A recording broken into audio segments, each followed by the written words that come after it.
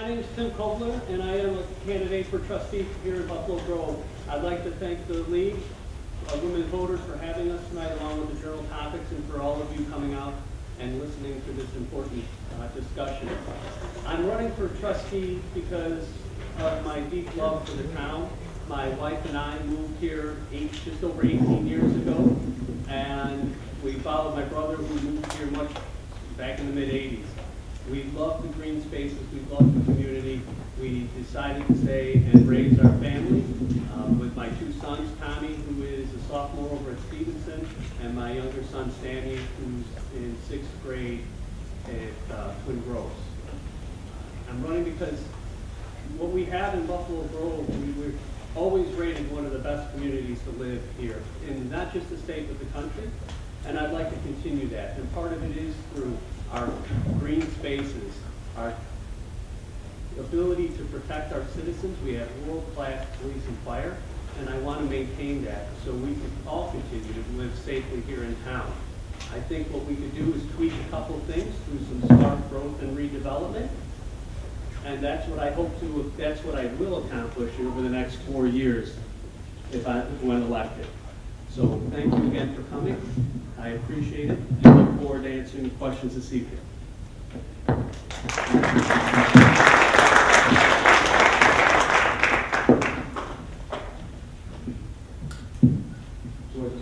Yes, go ahead.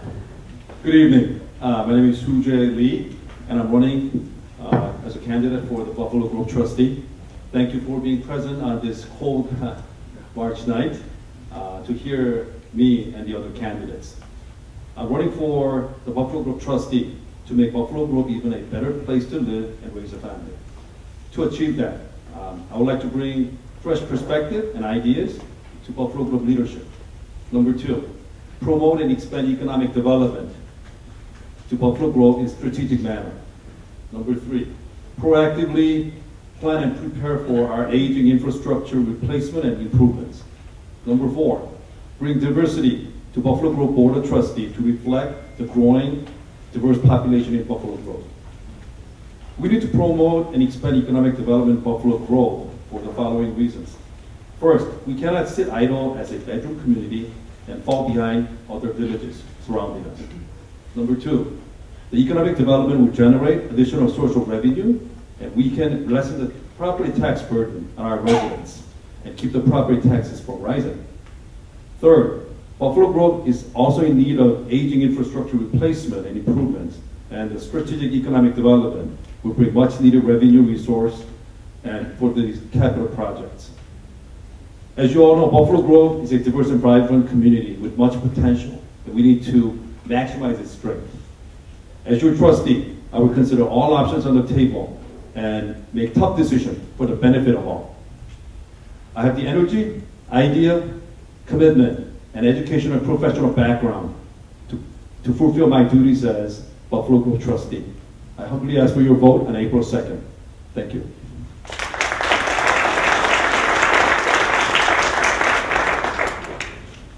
Hi, my name is Rachel Houseman-Massey, and I'm running for village trustee. I have been a real estate agent with my mom, Andy Houseman, in Buffalo Grove for the last 10 years. I work with families every day, so I'm very aware of the changing community here and what our community needs for our families. I'm raising my 2 daughters in Buffalo Grove with my husband, Vince Massey, who teaches at Twin Groves, 7th grade. And we have a very keen idea of what we need for this community to continue to grow, to keep our property values up, and really know how we should be allocating our funds in this community. We'd like to redevelop the downtown town center to attract more young families here and really get a fresh approach to what our village needs. I appreciate all of your time tonight, and I really hope that you consider me for village trustee at the April 2nd election. Thank you.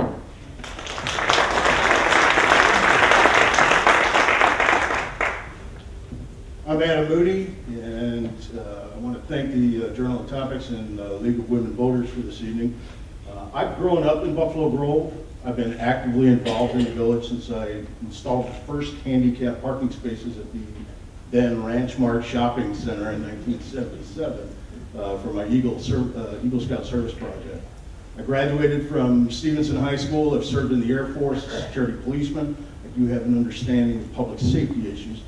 I have the experience and the dedication to this village that many running this time don't have.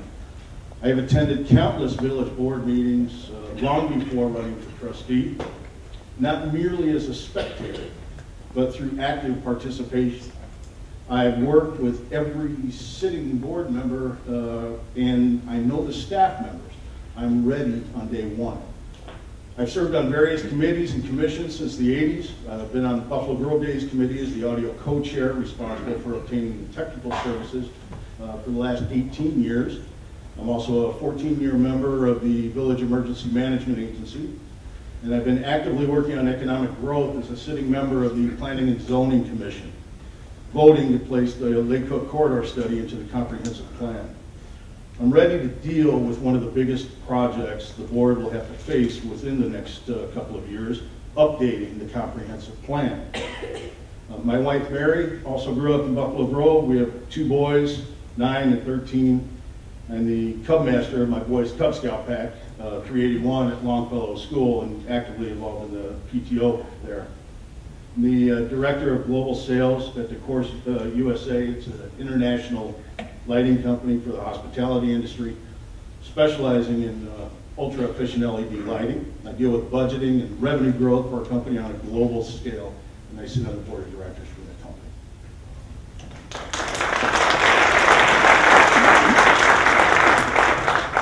I'm Greg Pike, running for Village of Buffalo Grove trustee. Before I start, I want to thank the League of Women Voters, Northwest Journal and Topics for hosting this event, and also the candidates here. I've gotten to know many of them, so thank you very much. I also want to thank my wife, Elisa, over here, for coming tonight with my son. But a little about myself. We moved to Buffalo Grove in 2010 for the excellent schools and parks. Additionally, there's easy access to transportation, and we do have family members in Buffalo Grove. Together, we are raising 3 kids, 2 that go to Pritchett and 1 that goes to Meridian. I have over 20 years of banking experience. I'm currently a managing director with a large financial institution covering medium to large size corporations, and also covering municipalities and state governments. Civically, I've done many things for the city of Chicago. For example, I've read something called Real Men Read in Chicago Public Schools, Principal for a Day, and also Chase Saturday Scholars, which puts kids through, high school kids, teaches them how to be prepared for college. And I'm also chairman of the board of directors for Axion Chicago, which provides microloans to individuals who cannot provide or get credit. Buffalo Grove is in need of a village trustee who brings a new voice and has a business background and listens to all sides of an issue and can make difficult decisions. I've worked with hundreds of businesses and municipalities throughout 7 states. As I've indicated before, we have excellent schools and parks. It is time that we make Buffalo Grove an exceptional village through economic development and through reduced tax burdens. As I see it, our community is in need of the following improvements. 1, reduce property tax burdens on households and businesses through economic development. I'm sorry, we're going to have to ask you to stop. Your 2 minutes are up. Okay. Thank you.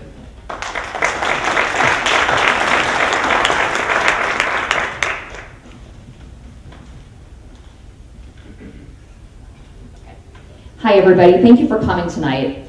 My name is Carolyn Panetta, and I happen to think that Buffalo Grove is a pretty wonderful place to live. Although I've only lived in the village for 5 years, my husband and I have taught here for 19 years. Teaching at Stevenson and Twin Groves for such a long period of time, and living amongst the families we teach and raising our daughter here as well, we have formed some beautiful connections with thousands of residents and families. I'm an enthusiastic, positive, outgoing person who's very approachable, and I would like to represent the interests of these residents I know so well. What I would like as a resident of Buffalo Grove is to continue to explore how we can create more opportunities within our village for a young family such as my own to get out and about. I would like to see more dining, more shopping, and more entertainment. I find myself spending a lot of money in places just outside of our village, in Lincolnshire or in Deer Park. There are a number of ways to grow the economy in Buffalo Grove, and I'm open to studying and working on all of them. You will not hear me say the word never or no. Instead, I will listen, learn, understand, do my research, and come to an educated conclusion. I believe this is the role of the trustee. There are 8 great candidates sitting up here with me. So what makes me stand out? Because this is my 2 minutes. I'm not just a talker, I take action. I'm the founder of Moms Demand Action of Buffalo Grove, and also of the Pinta Pride Project and BG Pride, 2 groups of thousands of Buffalo Groves and Northwest suburban residents. By heading these organizations, I have personally brought much positive press to our village. The current board is very proud that Buffalo Grove has been named one of the best places to live. As a 19-year teacher in Buffalo Grove's fine schools, and an organizer bringing so many events to our village in the past year for citizens to enjoy, I have personally been a leader in making this place great. Finally, I believe in being a woman and a teacher in a group of so many business people is a plus, because it gives me a unique and fresh perspective that could be useful to the board. Thank you.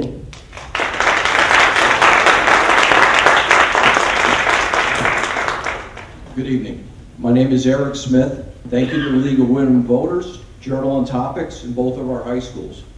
I'm a 30-year Buffalo Grove Rotarian and a former president. Rotary's motto is service above self, and I've always lived by this credo. I love Buffalo Grove and all that it has done for my family. My wife Judy and I moved to Buffalo Grove in 1988, and I started my chiropractic practice. I immediately joined the Buffalo Grove Chamber of Commerce and have been a member ever since. I also served as president for 3 years. We raised 3 children here. My daughter Alexis and her husband bought a home at BG and are raising one of my grandchildren here. I genuinely enjoy volunteering and serving the community. One of my strengths is my ability to listen and get along with everyone. I understand that there are always 2 sides to every issue. A lot of times there's no right or wrong, but a lot of gray. I'm able to listen, research, and analytically make decisions that are best for the village as a whole. I'm an independent voice and a team player. I've worked successfully with 3 different village managers and 5 different village presidents. I worked on the Chamber of Commerce Board of Directors with Verna Clayton. Sid Mathias appointed me to the Board of Health and Appearance Commission. Elliot Hartstein appointed me to the Planning Commission. Jeffrey Brayman appointed me chairman of the Planning and Zoning Commission. And Beverly Sussman appointed me to my current position as a trustee on the village board. I certainly did not agree with all these presidents on every issue and decision, but I respected the fact that they were doing what they thought was best for Buffalo Grove, and obviously they felt the same way about me. As you can see, I've been involved in many aspects of this community. More importantly, I've not just served, but I've been a proven leader. My leadership, knowledge, experience, and vision make me uniquely qualified to continue in my current role as a village trustee. I would be honored to earn your vote.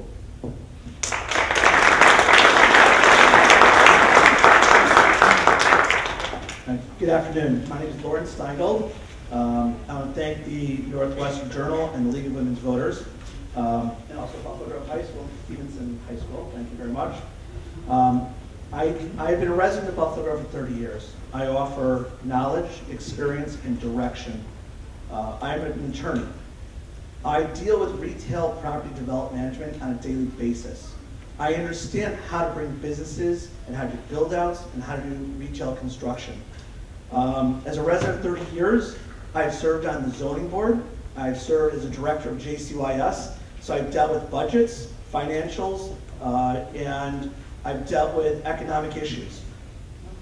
I also deal, as I said before, on a regular basis with property management groups, including Steinman, GGP, Westfield.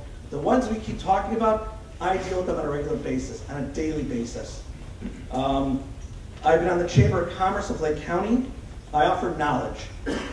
Knowledge of how to negotiate with these property managers. We talk about economic development, and we're going to talk a lot about it, I assume, tonight. But I have the knowledge on how to negotiate and deal with them, because I do it on a regular basis. Experience. For 30 years, I've been, For almost 20 years, I've been an attorney dealing with contracts and negotiation for build-outs, for developing real estate property. My clients have retail property in almost, I think it's 200 malls throughout the United States. I deal with these companies on a regular basis. Direction, economic development. I'm offering my services and hopefully your vote for economic development. I believe there are certain ways to get the village moving in an economic development way while maintaining green spaces, the golf course areas. Thank you very much, and I hope to get your vote.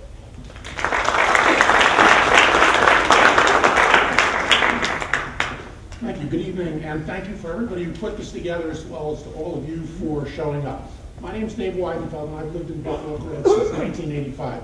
I'm now in my 34th year as a volunteer on the youth services, having served on 2 boards and numerous committees, currently finishing up my first term as a Buffalo Grove trustee. As a trustee, I've helped to drive 2 changes I want to talk to you about.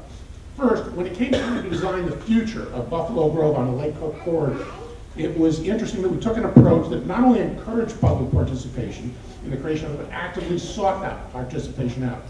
That public involvement, which included hundreds of Buffalo Grove residents, led to a version of the plan that reflects what the residents wanted to see in it. This community-based approach has not been a one-shot deal, for it's also being used to create what we're going to do in the Prairie area train station. And it's my goal that community involvement in significant decisions like this should be the norm and not the exception. The second change of real significance relates to the board's approach to economic development. From my perspective, economic development encompasses everything that contributes to the economic health and well-being of Buffalo Grove. As is noted in the village's 2016 Economic Development Strategic Plan, the only aspect of economic development wholly within a municipality's control is its ability to embrace and fulfill the role of a proactive municipality. To that end, we have aggressively sought new businesses to relocate to the village, as well as helping existing businesses to expand. In working with these organizations, it was important to me that we not go down the path of spending large chunks of money to lure people here, and instead we've worked by doing tax sharing. That's resulted in what's going to be the future of Buffalo Grove, almost $10 million in net sales tax increases over the next 7 years based on conservative estimates. The residents of Buffalo Grove did not pay for that, or in fact, well, the massive highway improvement that Woodman's put in at Deerfield and Milwaukee, which runs about $5 million. I believe I've helped the village, and I think I continue to help them to a brighter future. Thank you.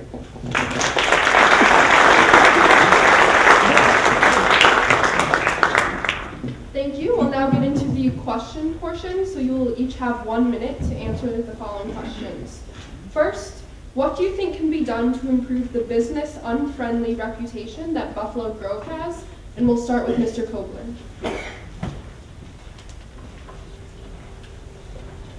I think what can happen is, I think the unfriendly business atmosphere, I don't know how true it is. I think what we need to do is, if it is true or it is out there, what we need to do is allow businesses to come in. We need to sit down with these stakeholders and ask them, what is it that you would like to see? How can we help you become prosperous here in our town? And not just prosperous, but also work with the community to maintain our green spaces and I do believe that, yes, we're a veteran community, and I think a lot of people move here for that reason. They enjoy the quietness of Buffalo Grove. So we need to work with the stakeholders, these businesses, to find that balance. And I am the person who can sit down. I would love to listen, because in order, I'm a firm believer you have 2 ears and 1 mouth, because you need to listen twice as much as you talk. So I would listen, and it's easier to find common ground. In terms of business friendly, I think that means making sure that these businesses can relocate or open up in our village and be productive and prosperous. In order to do that, we need to make sure the licensing requirements, zoning, and all the other business requirements are reasonable. If we are making them tougher to relocate and open business, no one would come. Those people also have homes, whether it's here or other villages. So they need to go home with a prosperous business so that they could take care of their family. So if we make our village more welcoming and sitting down with these businesses, find out what they need, and work with them within reasonable guidelines. We cannot give away the farm, we cannot, but we can certainly work with them to make sure they could meet certain guidelines and certain requirements and be prosperous in our village. Thank you.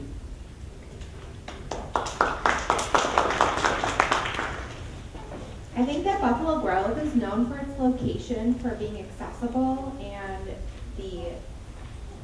especially for me as a resident here, having access to get from point A to point B. So I really think that our community is the perfect place for a lot of businesses in that respect. We have a lot of community members that travel throughout the community on a daily basis, and I think that a lot of the businesses that we attract here that maybe aren't successful is because our community as a whole doesn't communicate as well as it could. So I really think that increasing our community communication about these businesses, that they're even available or open, would be something that we should do in our village to spread the word, to make it a more business-friendly atmosphere.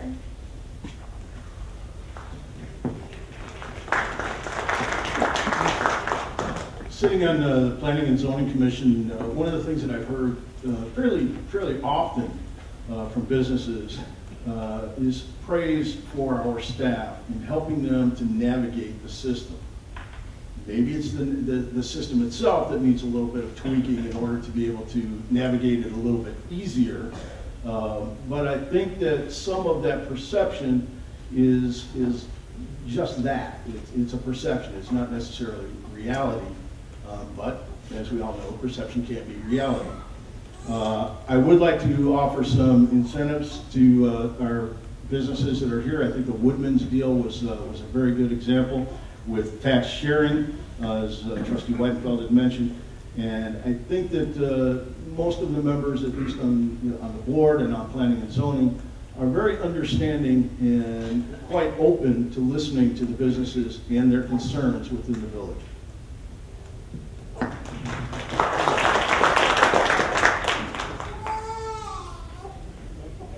I think for Buffalo Grove, it does need to become more business friendly. Right now, we have great schools, great parks, but right now, the residents, we have to go to other cities to enjoy restaurants and retail and stuff like that. What we need to do is revamp the zoning and also support economic development. And that includes the Lakefront Corridor project and some of the others around the city. These aren't easy decisions. I've done this in my banking career. I've helped numerous municipalities through economic development. It does include some incentives for businesses to move here. Without that, we're going to be stuck with what we have. So the key here is economic development, and we need to have a board who is also respectful and also encouraging businesses to relocate here to Buffalo Grove.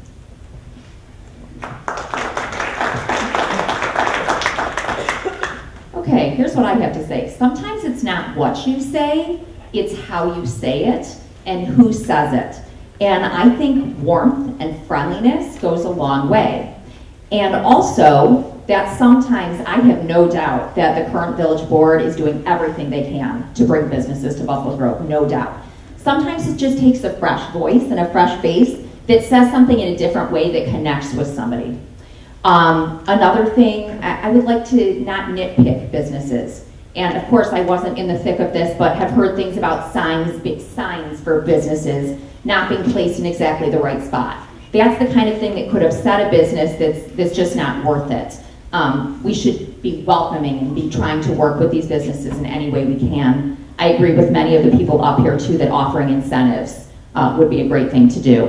And I yield the rest of my time. Thank you. Thank you. I've got to be honest, I feel like I'm in a time warp of about 20 years with that question. It's just not true, factually not true, that we are not business friendly, and I can vouch for that myself. I have served on the Appearance Commission, which no longer exists. I've served on the Appearance Review Team, no longer exists. I helped out on the zoning commission when we were combining with the plan commission. Zoning board does not exist anymore. We still have a plan commission. They handle everything. So what did?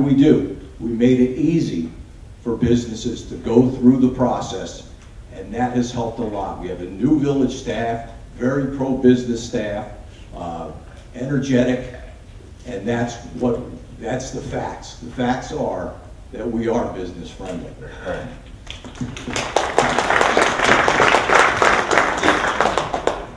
So the question really is, what can we do to make this more business friendly? And as a prior zoning board member, and also I do this for a living, I tell you there's a few changes that we should be doing. Number one, we have a restriction, the process it takes to get from plans to construction is too long. There are many obstacles you have to go through, many procedures you have to go through, and you need the village to approve many details. It takes a long time to go through these. When you have construction running in other villages, we're halfway through the process. Second of all, the signs.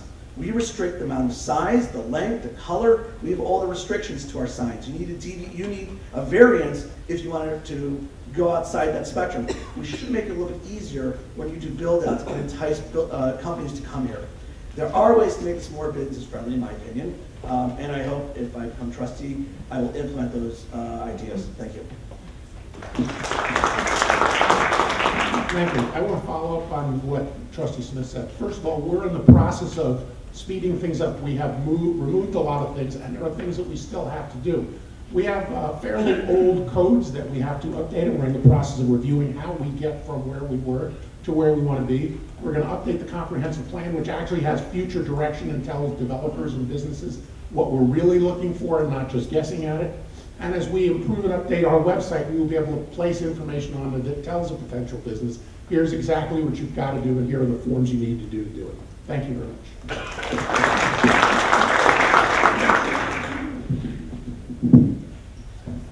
All right, for the next question, how do you bring new growth to the community while maintaining the character of the community? And we'll be starting with Mr. Lee for this question. How do you bring new growth to the community while maintaining the character of the community? The way we could do that is, there's a reason why most of us moved to Buffalo Grove. We have a great school district, great park district, and all the green space that we could probably have right now. But at a certain point, we need to make some changes based on the demographics and the people that are moving into our village. And I'm one of them.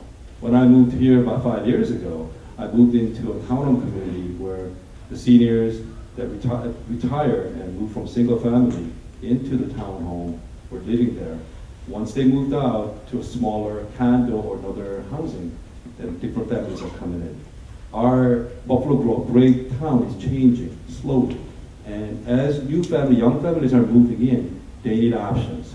They need dining options, entertainment options, which is tied into the economic development, which is going to bring additional revenue so that we don't have to increase any more tax, because we are paying one of the highest tax in the nation. And we need to work on that. Thank you.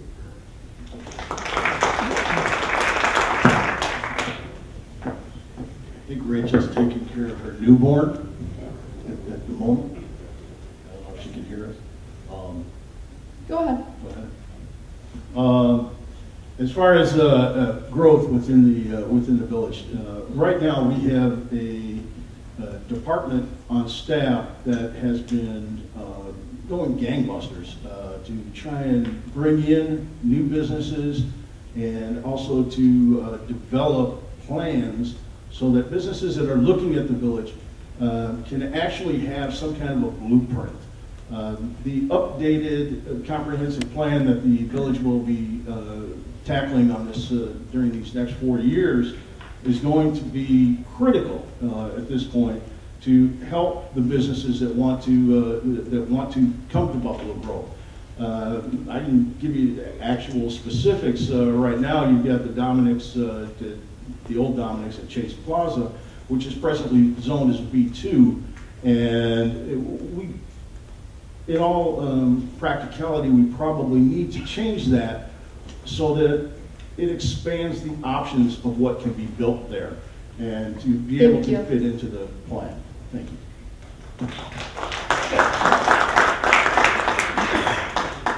Well, with growth, we can maintain the character of the city. You know, Buffalo Grove has done this before in the past. We've reached a point now where we do need to grow. We need to diversify our tax base. Without doing that, taxes eventually will increase. My goal here is to make sure economic development does happen so that we can bring in more businesses to lower our taxes. Now with that, we do need more retail, restaurants, and industry. And to do that, you know, there's several plans out there, but for my background, what we need to do is make sure that we thoroughly evaluate each of these plans.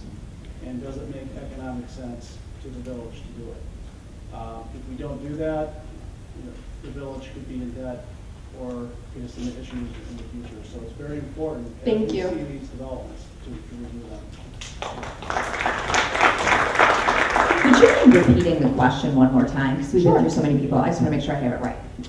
How do you bring new growth to the community while maintaining the character of the community? Awesome, thank you. We have the most perfect example of this. Those of you who were at the board meeting last night, our current board is doing a great job with this. We got to see the gorgeous new plan for the Prairie View Metro Station last night. I don't know how many of you have seen this, but it's going to be absolutely beautiful. And we also got to hear last night about the community's engagement on this project and how they reached out and asked opinions of people in the community, which is helping them to keep the charm and the look of this space while modernizing it. It really is beautiful. You should look it up when you get home. And they will be adding retail space in there. I'm really excited actually to hear about what the plans are for that retail space.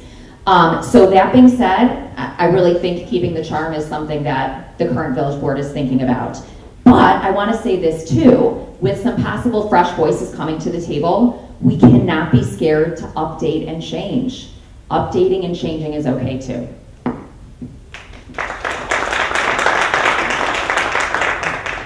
Thank you.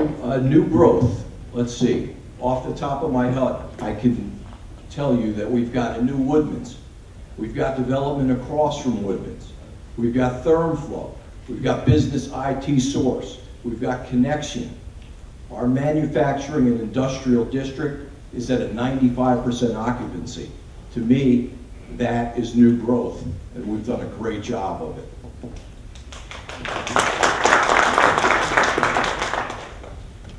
Thank you. I'm going to get right to the issue. Town center is not new growth. Town centers are a problem. We could all agree to this. How do you tackle the problem? And that's really the essence of this question. How do we grow and bring character? My suggestion is, which hasn't been said yet, if you look at malls throughout America, they're declining. Mixed use is the new direction where people are going. That is where people live in the community and they shop in the area. That's really where retail has been moving. If you're going to talk about growing our community and you want to talk about economic development, you have to start looking at mixed use in the area of town center. You start talking about how do we bring in retail and people at the same time. So from my experience and direction, I'm hoping to bring in both the retail and the mixed use so we can have both of them grow while maintaining this green space that keeps Buffalo Grove what it is. Thank you. I think everybody has sort of said a couple of things. The first is that you do need to look at the Prairie Area Station. People have worked incredibly hard on that, including Trustee Smith, to preserve that feel in that area. So that's how you sort of maintain it. The second is that if we talk about town center, which is of course always on everybody's mind, the Lake Cook Corridor Plan, which was developed not by me or anybody else up here, but by hundreds of you sitting there offering comments and changes to it, describes exactly what he's talking about in terms of what's needed. It doesn't mean you have a willing seller all the time. And as I said before, the only thing we can do is be as proactive as we can be about this, which we are doing. Secondly, if you look at all the things that are happening that Trustee Smith referred to in terms of the industrial area, those millions of dollars in sales tax revenue that we're seeing are coming without any of you spending a dime. This is all sales tax sharing. There's no tips. There's nothing where we have mortgaged the future of Buffalo Grove to make this happen. Thank you.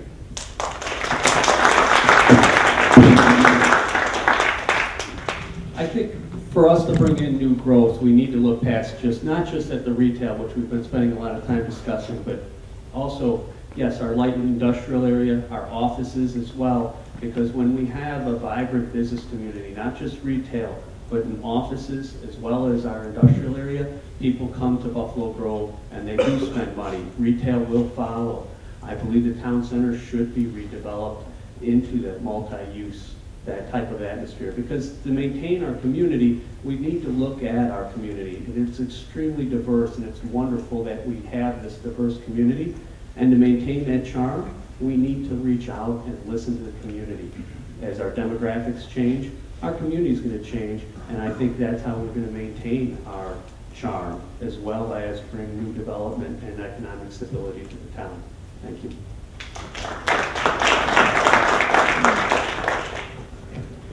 All right, our next question is, what specifically do you think can be done about the depressed home values in Strathmore South? We were supposed to start with Ms. Hausman-Massey, but should that? No? Okay. Okay, then we'll start with Mr. Moody for this one. Can you repeat that question? Sure. What specifically do you think can be done about the depressed home values in Strathmore South? What are you referring to as Strathmore South? Are you talking about Cook County Strathmore, or are you talking about? So we're talking about Cook County Strathmore, and what we can do to deal with the depressed values, home values. Correct. I would say that the easiest thing that we could do is convince people to pay more money for the homes that they're buying.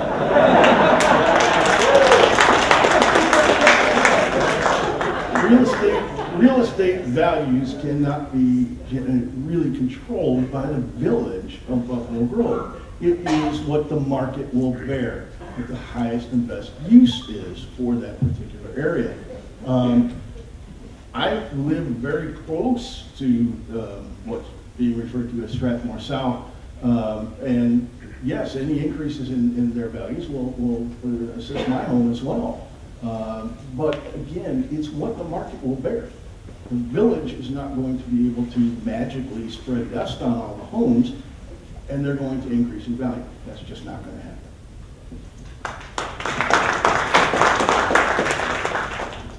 I agree with you.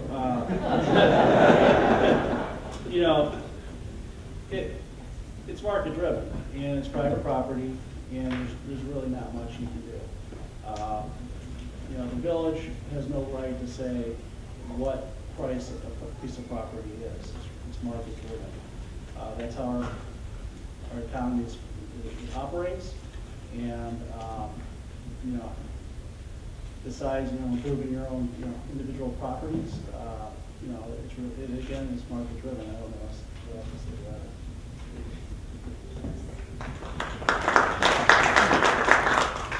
I'm so sorry I don't have much else to say either, except that I agree with you and I agree with you, and we can all continue to work to make Buffalo Grove a great place to live and to make it as attractive as possible, and that would be the one thing, which we do.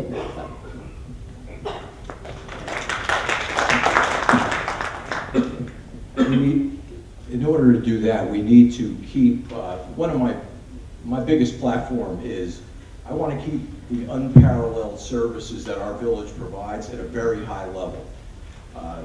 Also to keep the village's tax portion of our bill at a relatively low level. If we can do that, continue to provide those high services, people will continue to want to move here, and that will keep prices up as much as they can. I would take this a little bit differently. What I want to talk about, instead of talking about what we can't do, we'll talk about what we can do. Let's talk about Dundee Road. And let's talk about the ability and the vacancies we have on Dundee Road. If you want to talk about rising the economic value of that area, let's talk about bringing in businesses where the car dealerships have been vacant. These are the issues we should be talking about. I agree with you, we can't talk about individual property, but there are things we can do. We can bring in businesses along Dundee. We can start bringing in options to raise the economic area. The public schools are great, can't do much about that. But what we can do is help facilitate and grow economically along Dundee Road, which has been an eyesore for quite some time. I think if you want to talk about the South Strathmore, let's talk about economic development along Dundee Road. Thank you.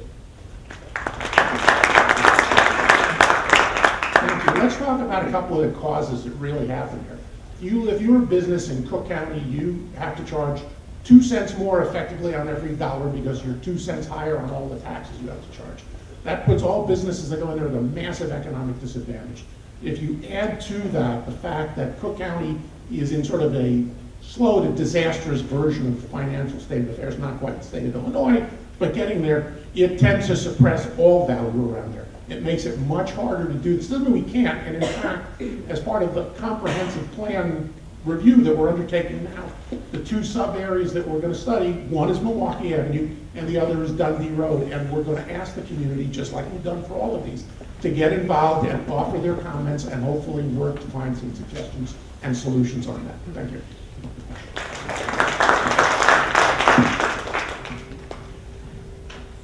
I think what we could do, and I understand that it is market driven, however, what we can do is help I live just north of there on the other side of Lake Cook Road, and I agree, and it comes to the 3 reasons. One of the main 3 reasons why I'm running is, yes, we need to redevelop Dundee Road. The car dealerships, quite frankly, they're an eyesore, and they're not being a good neighbor, and that's part of the problem. We need a comprehensive plan to do that.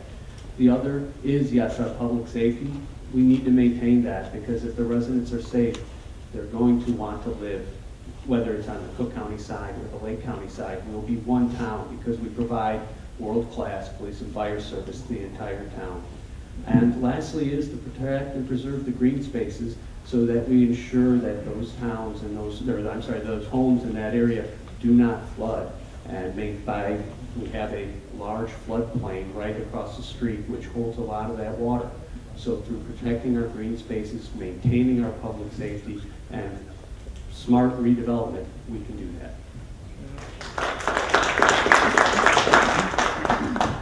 While home prices are not driven by the village, or there's probably not a direct thing that we could do, we all know there are certain places that we like to move to, even within the village. So whether it's an economic downturn in that area, or it could be a traffic pattern, or even a park, whatever that issue might be, as a village, we could look into and see if we could offer some solutions for the homeowners. That does not mean that we're going to be able to raise their value and expect the buyers to pay higher price, because we can't do that to any one of us. But what we could do is look at that area, figure out what's causing the downturn, why are the home prices lower there compared to other areas of Buffalo Grove, and we could, it's like a child that needs a little extra care, and we need to take care of that area as well. Thank you.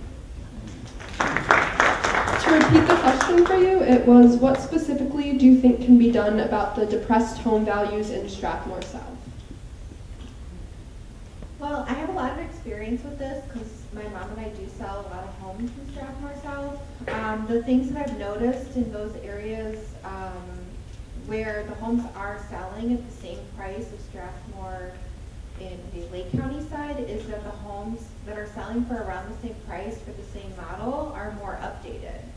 So, you know, a Buckingham with a basement is getting about the same price, if not maybe 3% less than a Buckingham with a basement on the Lake County side. So I think it has to do with really what consumers are wanting, and what they're wanting is more updates and more turnkey homes. So if we can help educate our sellers and our community on what to do to get a better price for your home, I think that that would help in maybe doing more on the education side of that. Thank you.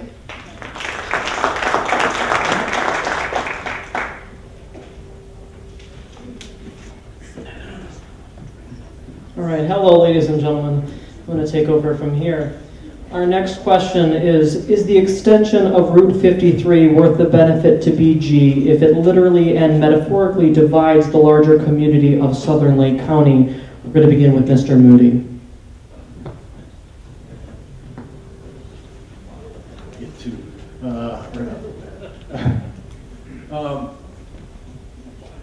yes, the short answer is yes. The 53 extension, which has been on the books for going on well over 40 years,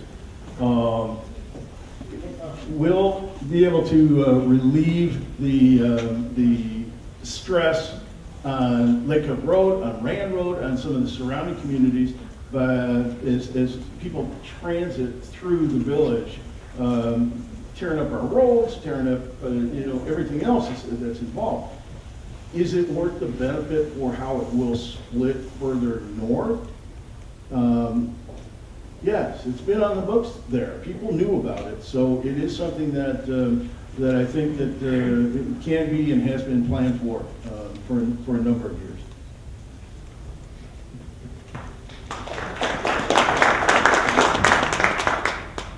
I'm a little mixed on this one. So yes, I would like to see the extension built. I do think it will relieve the traffic issues within Buffalo Grove. It potentially could take away from some of the economic development along the Lake Cook corridor if more cars are removed from Lake Cook. However, I do recognize that the state doesn't have money for funding for that. So, at this point, I don't see Route 53 extension being a viable option at this point until the state gets their finances together.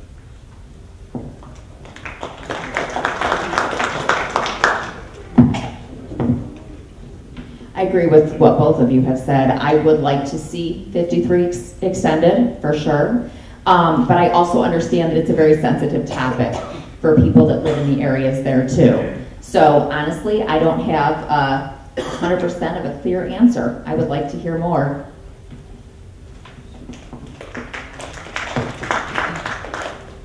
The extension of Route 53 is a regional and state issue. Buffalo Grove has always been on record as being in favor of extending Route 53. Our transportation stakeholders have always gone to these meetings that have been held and promoted the extension of Route 53. So I believe it's good for the community, but that doesn't mean it's going to get done. And just because Buffalo Grove keeps pushing for it, doesn't mean it's going to get done. But we're going to continue to go to these meetings, and we will continue to push for the extension of 53 because it will benefit this whole area. It's funny, my notes say state issue, county issue, not much we can do with Buffalo Grove, so thank you very much for looking at the notes. See, county state issue, I wasn't kidding. It's right, and the problem is, what we're talking about is more of a state issue. It's not much of a local issue that we could really, unfortunately, place our 2 cents in or argue over. There is this general philosophy that we should have it extended. I think it's been there since when I moved here in '88. I think they still talk about it. It hasn't been done yet, but again, this isn't so much of a local municipal issue. This is more of a state issue. How much are they going to be funding? What is the cost that the state will pay for it, and or county? This isn't more of a Buffalo Grove issue because we don't maintain that property. So, thank you. Thank you. Okay, so I don't think the lack of funds has ever bothered the state of Illinois on any subject. And the clear issue for all of us is the fact that it's going to have a huge implication if this is done, because it's not just extending 53, it's widening Lake Cook Road all the way out, which you don't see happening right now. It's widening 22, so some of the traffic doesn't keep barreling down Lake Cook Road. That will have an impact on economic development, but it possibly opens up other opportunities, sort of in the prairie area where we're doing development anyway. But all of those go together. I'm in favor, and if you've ever driven on 12 in rush hour, you probably want to shoot yourself. So I think even if you're not a fan of the 53 extension, you are a fan of moving that traffic somewhere where this is not so intolerable. Thank you.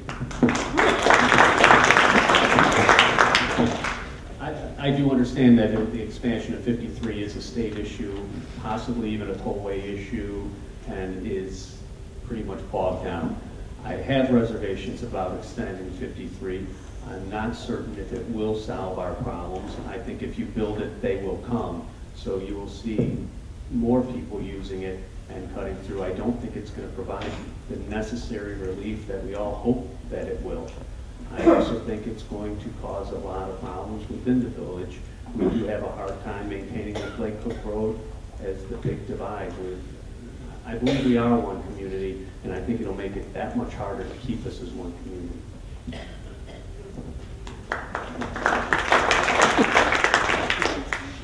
As I understand, no part of Buffalo Grove is it's touching 53. So for us to try to make that happen would be foolish, because there are other towns that are within, whether it's Arlington Heights or Long Grove, that would probably have a larger say than we are, because we are not directly affected, unfortunately. Also, in terms of state funding, as you all know, we are in bad financial crisis. There's no way, when we have a $250 billion pension liability issue, the state's going to be able to fund to build 53. So unfortunately, I wish I could give you good news, but my assessment is that 53 is probably not going to happen for a while, maybe even another 40 years.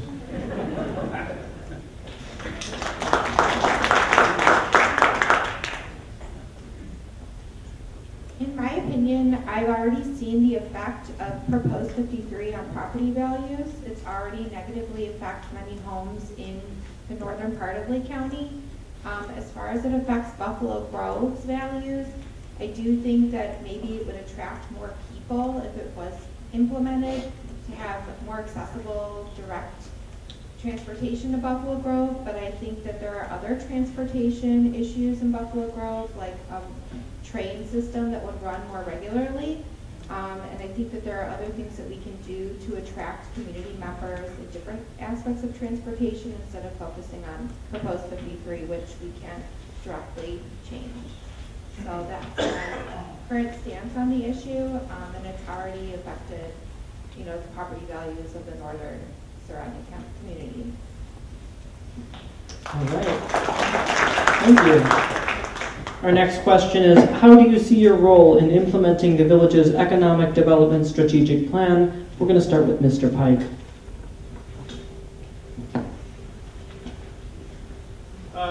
So for the strategic plan, you know, I'm going to refer back to the Lake Cook Corridor project. You know, there's currently, on that project, there's 3 different stages. One that deals with the town center and also Chase Plaza, and then also stage 2, which gets more into the village campus, and stage 3 a little more into maybe the golf course. I think with this, we really need to look at all options, keep all options on the table. You know, maybe options 1 and 2 aren't viable at this point, so you go to option 3. So at this point, you know, what we need to do is really talk to developers who want to come to Buffalo Grove to help make it more viable economically for retail. So again, you know, when projects come up, you know, my background is finance, and thank you. Full analysis of each project as they come.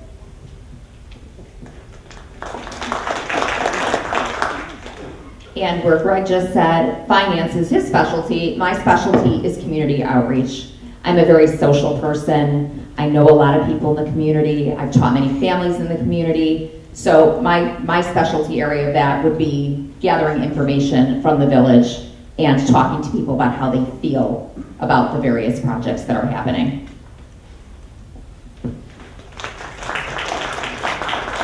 I find it interesting. I read the paper every day, and every race across the area that they're covering has economic development as an issue. So this is nothing unique to our area.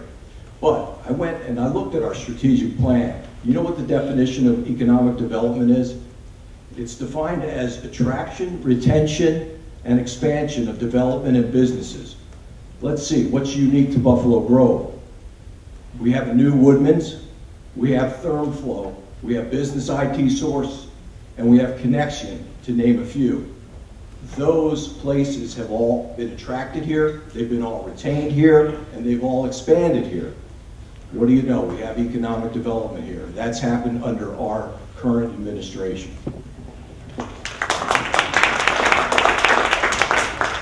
So I talked about direction, let's go right to it.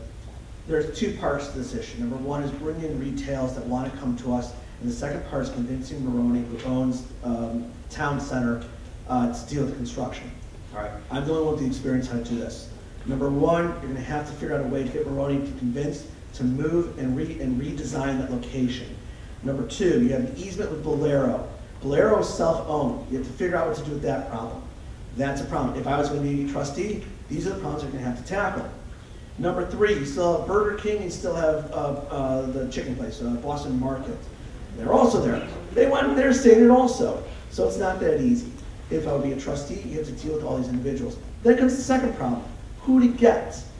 Now, being that I work with the retail market and I work with all the build-out construction companies, I'd be more active approach on getting retailers to come to Buffalo Grove.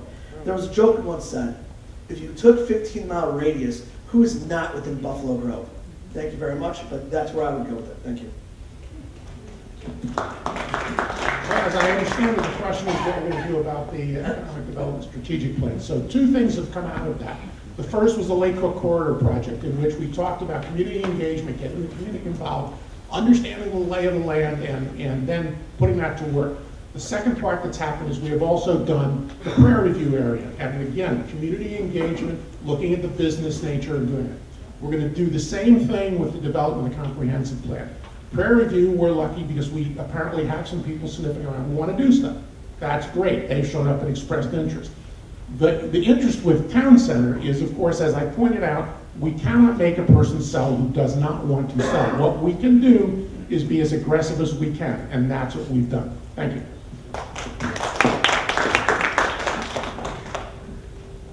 As a trustee, it is important to maintain the strategic plan, revisit the strategic plan to make sure that we are staying current.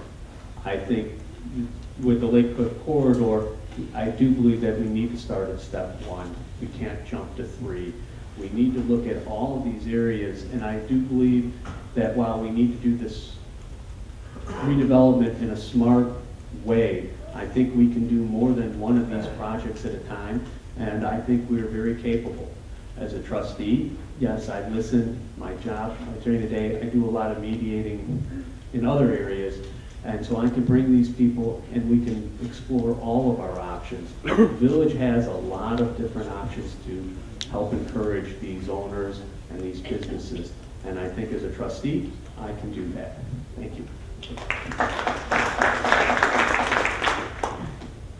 My role as a trustee is to make sure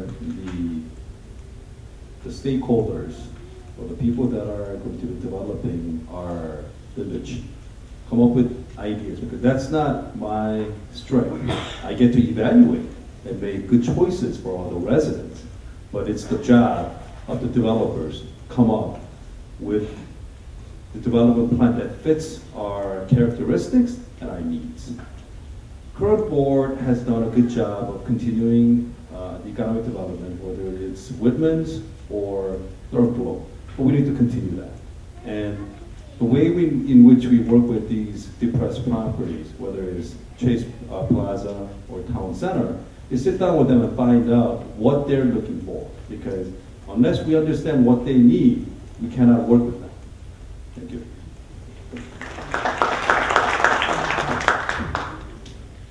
As trustee, I think the one strategic thing that I can do is bring a young, fresh perspective to what our community actually needs.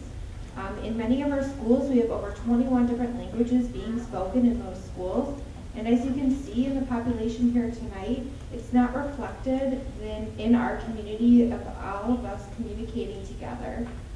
We really need to do better as a community of getting the voices out there of everyone that lives in Buffalo Grove to contribute to the plan of redeveloping town center. And I think that working with different families on a daily basis will give me the opportunity to share that perspective with you as a community and come up with a strategic plan to work with different investors to bring that to light in our community.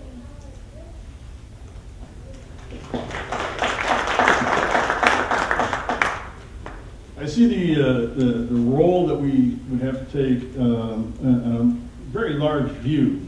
The economic plan will incorporate much of the updated comprehensive plan that the board will be tackling.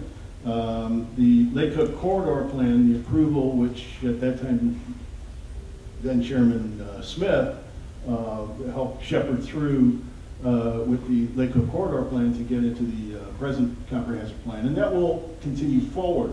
I also believe that the village is in a unique position in that some of the surrounding communities that are doing some construction, those are based on plans that they developed 10, 15 years ago, which don't necessarily reflect the present day retail and business environment. We have the opportunity right now to expand on that and make it so that Buffalo Grove is ready for 20, 30, 50 years from now.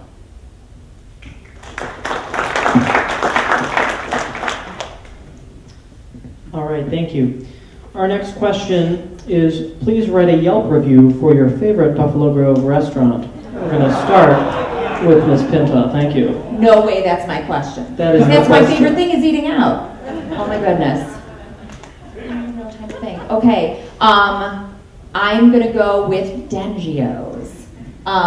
Dengio's. Their service is prompt. Their food is fantastic. Wide variety of options. Something to please everyone. They'll deliver to your door. They say it's going to take an hour, but really it's 30 minutes. Something for everybody at Dengio's. I'm going to go with the newest restaurant, I believe, the Wild Buffalo at our golf course. And I would say they've got great food at this time. They have a brand new menu, which has brought in a lot more people. The Italian food there is great. The atmosphere is nice. The service is great. The owners are super.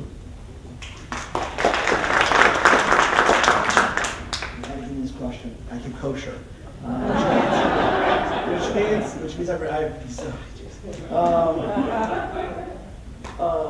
Lou Malnati's. It has great pizza. Service is amazing. I give it 3 thumbs up. Those are nuggets. I don't eat out in restaurants, unfortunately. So thank you very much. I'm sorry about that. I'm also going to have to go with Lou's. I grew up on the East Coast where you have that thin floppy pizza where the stuff slides off out of your lap and burns your leg. Lou's introduced me to this spectacular butter crust, caloric beyond belief, but food that's off the charts. Thank you.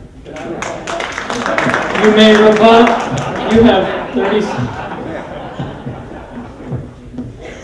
I almost wish you would ask me what kind of food you wanted so I can narrow the focus, but I think I'd go Me Mexico. I'm Milwaukee. The food there is outstanding, authentic. The service and the owners are the nicest people. You cannot go wrong.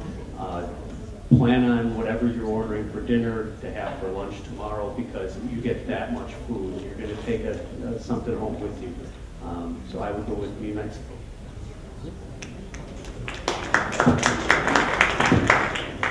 One of the reasons that I'm running for a Buffalo Grove trustee, and I mentioned this to most people, is that we do lack fine dining in our Buffalo Grove.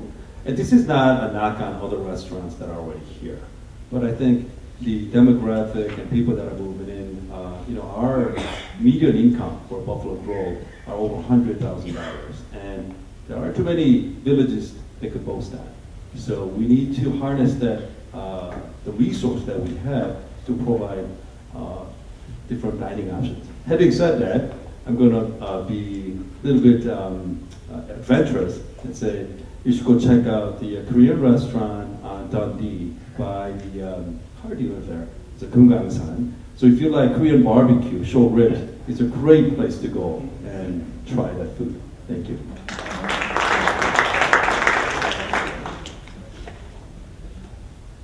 Every Wednesday around noon, my mom and I will go after her nail appointment to Original Bagel and Bialy, where you'll meet the nicest family in Buffalo Grove, the Gittlers, and enjoy a nice warm bowl of matzo ball soup and a bagel on the side and a rainbow bagel for the kids to take home. And if you want to really get a taste of Buffalo Grove, definitely stop by Original Bagel and Bialy. I have this list of restaurants that I keep just writing more names. Ken's Pub is on there as well.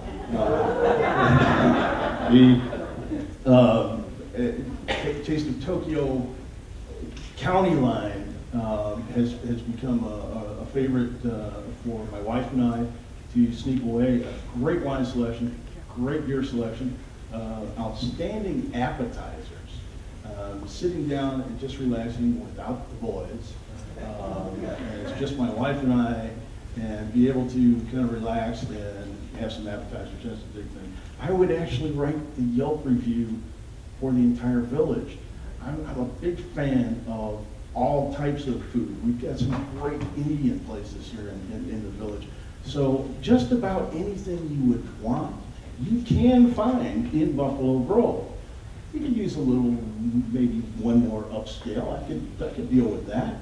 But we have quite a bit here. So I always get an argument with my wife where we should eat.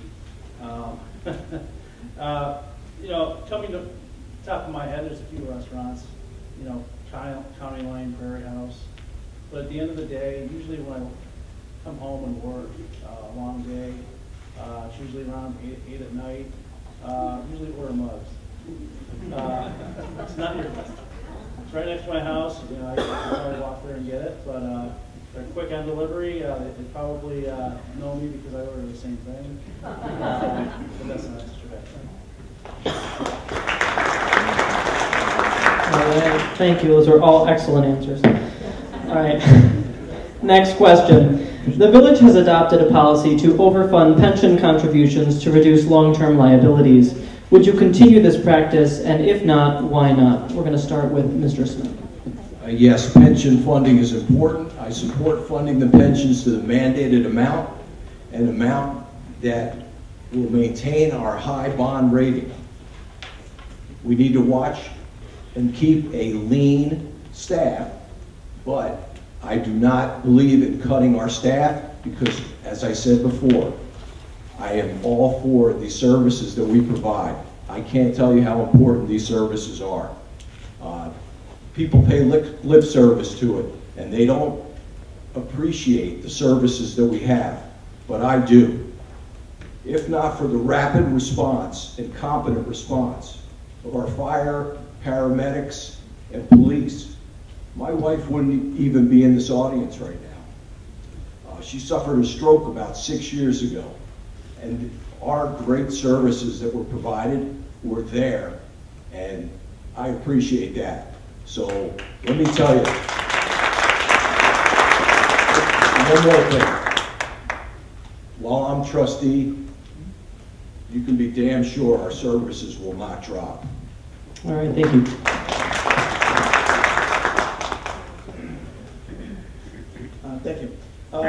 75% of our budget goes towards the municipal services.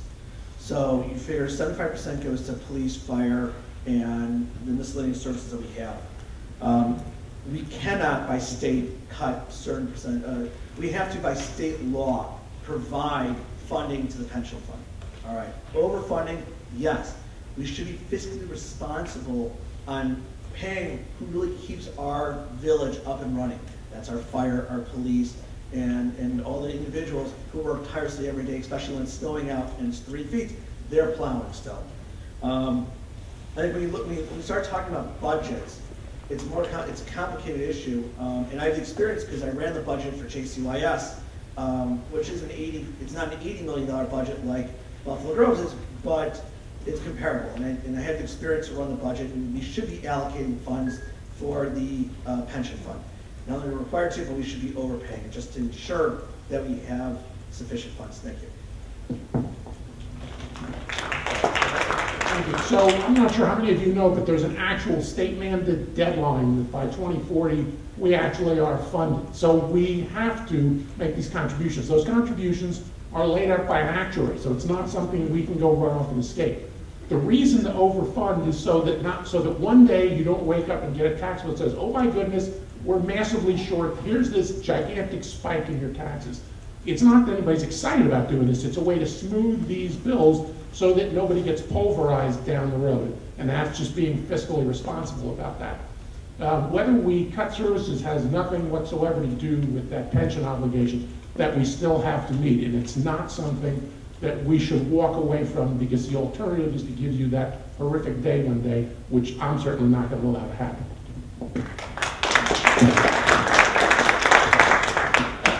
I do think it's wise to spend extra money into the police and fire pension funds.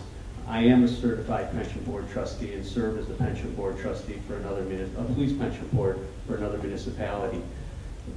By putting more money and having the foresight to do that, we are reducing the liabilities and the costs in the future. The way these systems, and it was alluded to the 100% funding, the way the funding formulas are done, it is designed to pay a lot at the end. And by putting more in now, we receive the benefits of all the compounding interest and things like that, where we aren't going to have to make that huge payment at the end. So I do think it's a wise move on the village's behalf. As I mentioned earlier, we have $250 billion pension shortfall at the state level. Some of the state mandates that are coming down, that are just being thrown down our throat without us having any say in it. That's something that needs to change. Having said that, if we need to fund to make sure that we meet our obligation, I am all for that. But at the same time, we need to be mindful so that my kids, your kids, our grandkids are not saddled with high taxes down the road. And that's what's going to happen if we don't make some reasonable changes and make sure that we are funding at the right amount so that we don't sacrifice our future. Thank you. I agree with Sujay that I think for our kids' sake, we need to be funding the way that we're supposed to be at this point, and that these pension funds are set up the way that they are because we're supposed to fund in that way. So I'm in full support of that for our police and firefighters.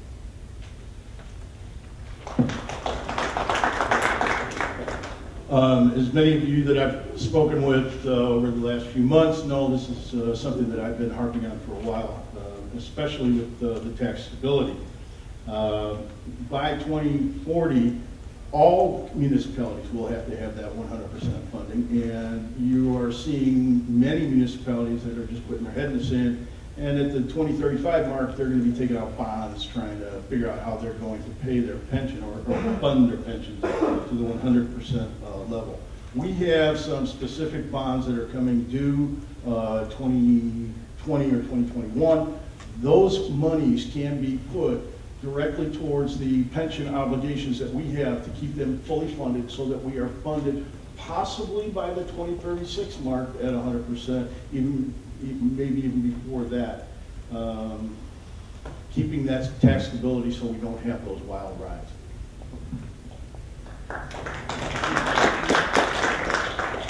Like everybody else, I'm also in full support of fully funding our pensions. We've got top-notch police and fire. We've got to keep that. Also no service cuts, as Eric has indicated. But also we need to be careful with what goes on with the state. There are some municipalities out there, or actually quite a few, that are borrowing money to pay for the pensions, and that's not a good thing. And there's, several state reps have indicated that they would like to merge some of these pensions together. So there's a fully funded pension here. They might want to move it and combine it. And as a village, we need to make sure that never happens because ours will be fully funded.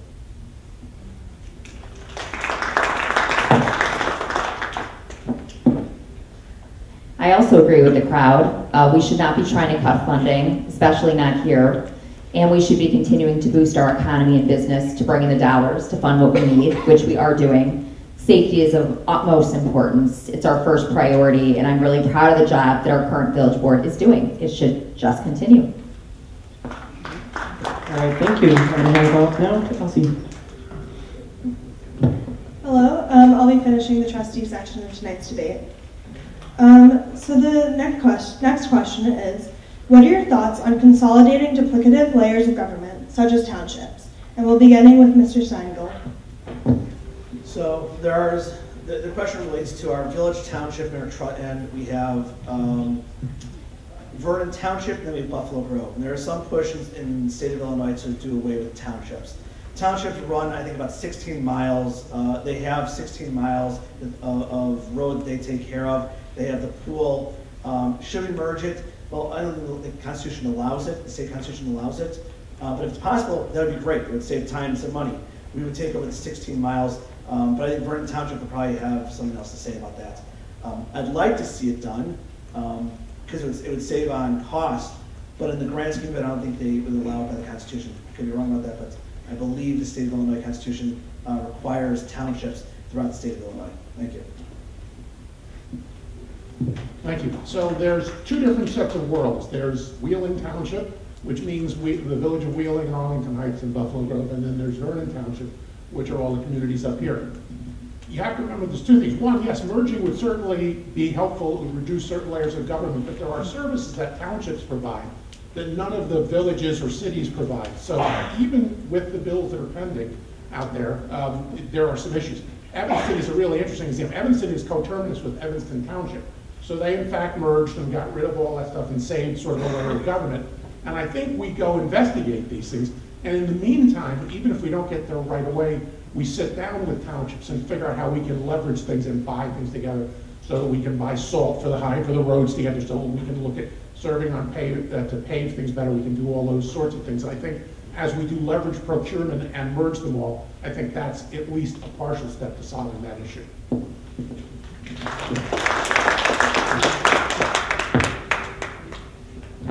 Yeah, I think merging would be very difficult legally. The other side of it too is townships do provide services that the municipality does not. I do think it's a great idea that perhaps we could do shared purchasing, but the township does provide many senior services that the village does not, and by eliminating that, we would as a village have to incorporate that into it and then develop that. Townships do serve a very good purpose on some of the other community needs that the village does not. So I don't think at this point I would be in a rush to look to merge the governments.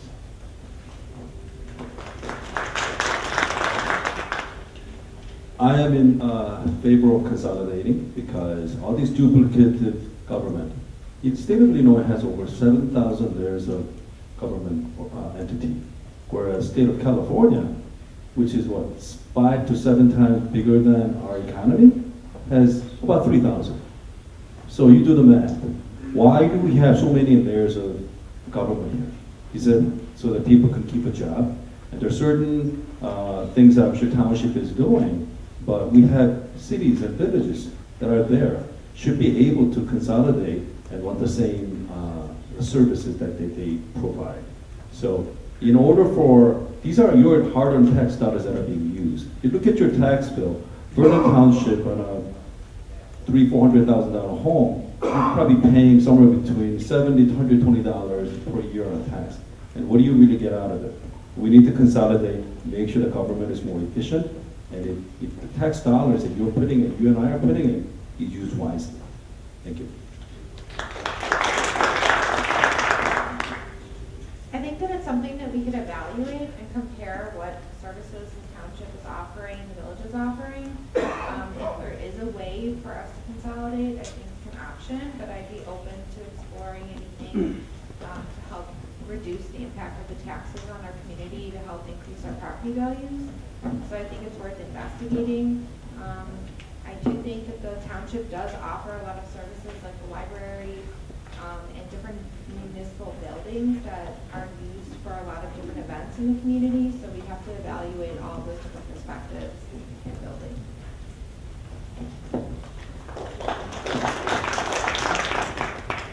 Much of that particular question is going to be mandated by the state, not necessarily by what we can do. We can't just arbitrarily say combine townships as a municipality. Might be shooting a little bit from the hip there, but I think that Vernon Township, and maybe one of the trustees can help me, I believe that Vernon Township is actually contracting with the Village of Buffalo Grove to plow some of their streets since they've dropped their road department. That could be something that we could see where we're combining those types of things. The senior services and the food bank that the townships provide, those could be brought under a municipality.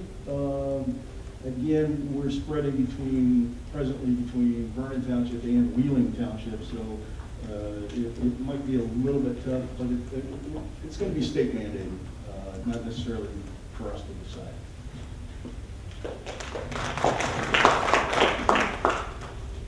Yeah, I'm in full support of getting rid of the township. Right now, as Suju indicated, there's way too many units of government, 7,000 within Illinois. Our village can easily absorb, those services that they have. I personally would like to give money back to the taxpayer. So yes, I would approve it.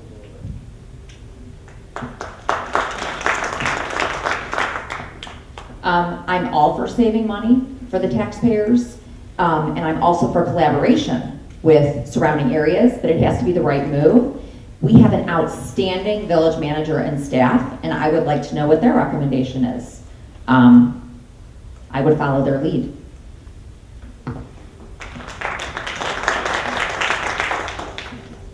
I want to address the duplicative services provided by the different taxing bodies.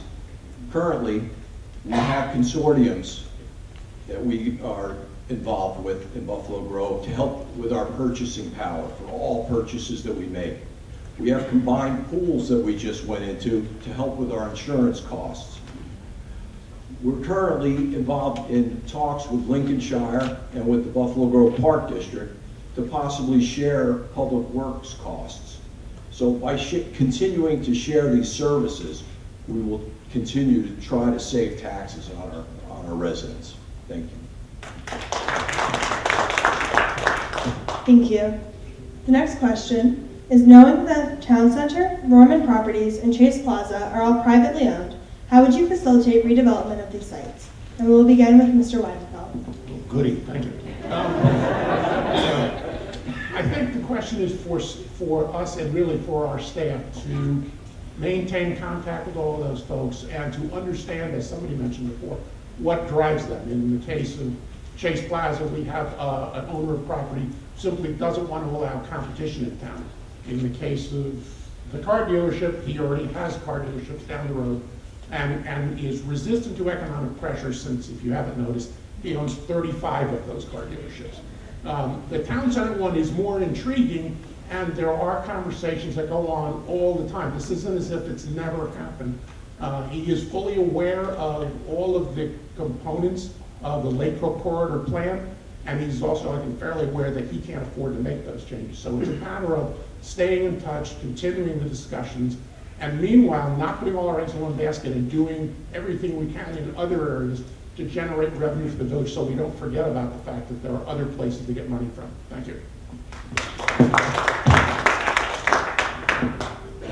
Again, I think as a trustee, I would be able to bring these people together, and I think as a village, we have many different options that we could help encourage property developers, the business community to come to the table and do the right thing, to be a good neighbor.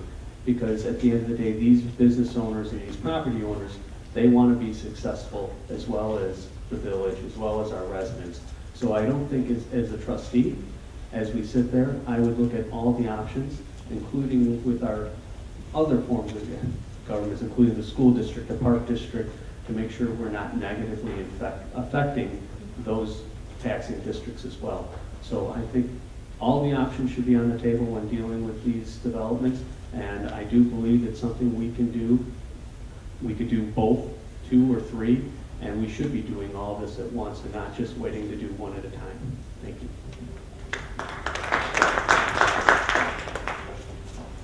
As a trustee, I would like to sit down with these property owners. As it is their private property, so we do not have the power to make them do what we want them to do. Now, eminent domain might be one option that people are talking about, but they are very, very expensive. And it is not something that we should explore because it's going to set a bad precedent for other property owners in the village. Now, what we could do is figure out and talk to them and see what they are looking to do, how they want to develop their property, and how we can help them develop it. But at a certain point, if they're being unreasonable, then we have to let them be. There are other parts of our village that we could certainly develop, and if these property owners are being unreasonable in terms of valuation and not wanting to work with us, there's maybe nothing we can do. But we have other areas that we need to concentrate and make sure they develop and make us better. Thank you.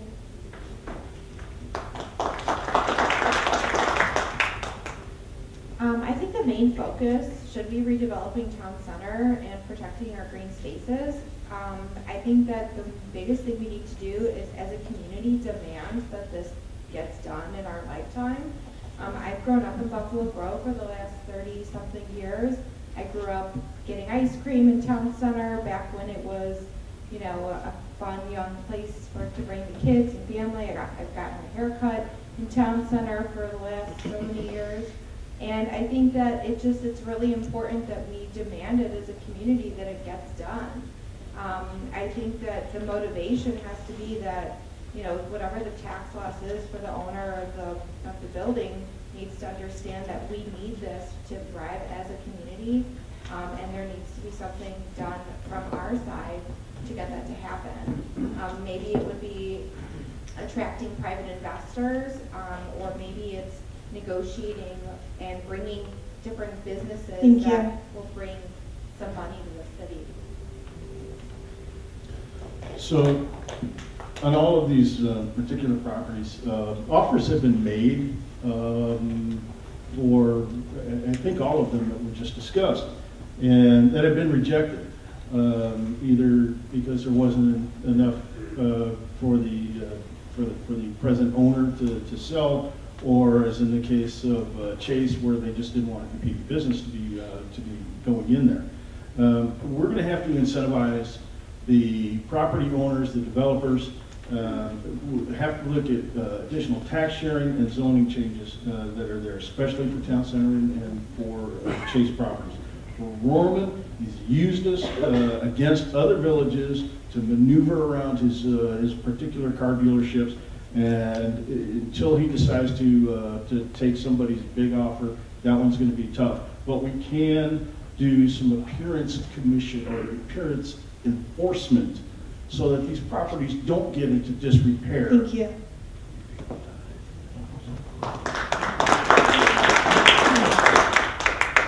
So these are private properties.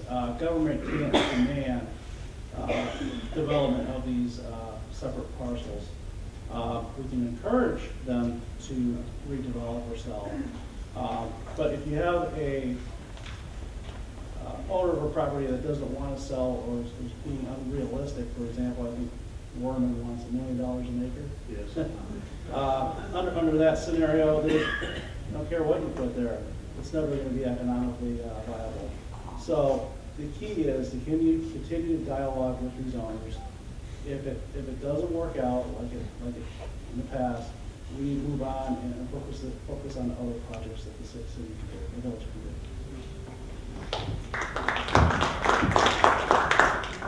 I don't know about you guys, but I have heard so much about these owners from various people that I'm dying to meet them. And I have no doubt that the current village board wants to see these areas developed. We all want to see Buffalo Grove continue to grow and thrive. And all I can say is that perhaps bringing new voices to the table will bring some kind of new connection or generate some different ideas and incentives. We have to find a way to find out what will be attractive to these owners. Well, I hate to admit how boring my life is, but I studied the Economic Development Strategic Plan, which was just developed in December. Just look at page 1. There's a Venn diagram on there with 3 circles. Economic development requires the alignment of all 3 of these circles. What are the 3? You need a willing property owner, the seller. You need a viable business or a buyer. And you need a proactive municipality. Right now, you've definitely got a proactive municipality. We have had viable businesses, the buyers. Right now, we do not have the 3rd. We don't have a willing property owner. Eventually, we will. I can tell you for a fact, current trustees are in touch with staff on a weekly basis. We're constantly trying to facilitate deals between buyers and sellers, and we'll continue to do this. Eventually, we will be successful with it.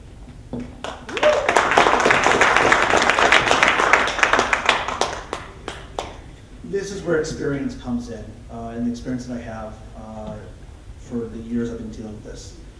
When you start talking about property managers, they're only interested in one thing, and I don't think anybody understands this. This is about money for them. This is not about community development. If you're going to negotiate with Donahue, who's the property manager of Town Center, which I have done before, you negotiate with strength. You don't negotiate with, we want you to do something in the future, and be passive. You negotiate with strength. That means levies, it means eminent domain, you do it. These people aren't here to redevelop it because we want them to. We need to make it more aggressive of an approach. You negotiate with individuals with strength. That is what the village has available. Levying action, eminent domain. Even if you don't use it, you use it as a leverage. You don't give it up. You don't argue a weaker position when you negotiate with the property manager. And this is where experience comes in. You have to negotiate with them at a stronger position. Thank you. Thank you. Thank you, Kendra. It's now time for closing remarks. You will each get 1 minute. We will begin with Mr. Weidenfeld, and we will move across the table to the right. And I'm going to be brief about this. I want to thank all of you for coming out, for taking the time to listen to what everybody here had to say, and I'm hopeful that it will provide some benefit to you, some information you need on Election Day. I think Buffalo Grove is on the path to a great future. I believe I have been and will continue to be a force in bringing it to that future. Thank you very much. Thank you, everyone, for coming tonight. Again, Lawrence Steinwald, I believe I have the experience, knowledge, and the direction for the village. I've served on the board for zoning. I've done JCYS. I've dealt with retail development on a continual basis. I hope we've heard tonight. I've heard your vote. Thank you very much. I am like the TV show Undercover Boss. I've served on dozens of committees. I know the village organization from the bottom up. I've served on the Board of Health, the Appearance Commission, Planning and Zoning Commission, 2 corridor studies, liaison to the Police and Fire Commission, liaison to the Arts Commission, and I'm a current trustee. I didn't just sit back and get handed these positions. I volunteered, I learned, I listened, I persevered, I got along, I earned respect, and I worked hard. I have been and will continue to be committed and dedicated to Buffalo Grove. A successful trustee has to have qualities such as leadership, knowledge, experience, and vision. I have proven over the past 30 years to possess these qualities. I am Eric Smith. I respectfully ask for your vote on April 2nd.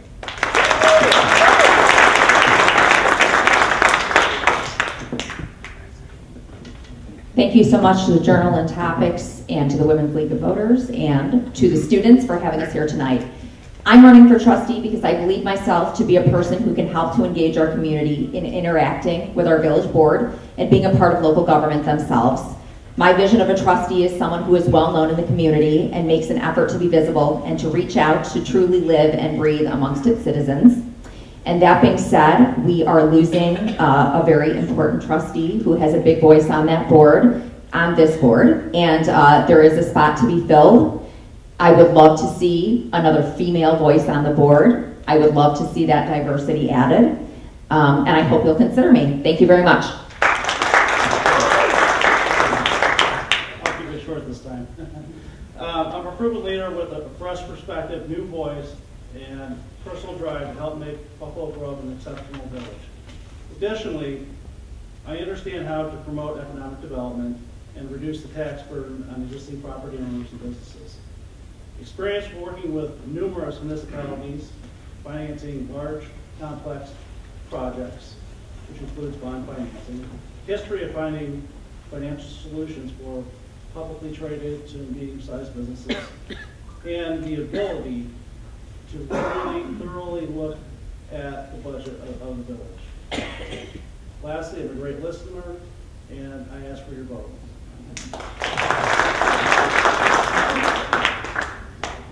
I've been actively involved in our village committees and commissions and wish to continue that as your trustee.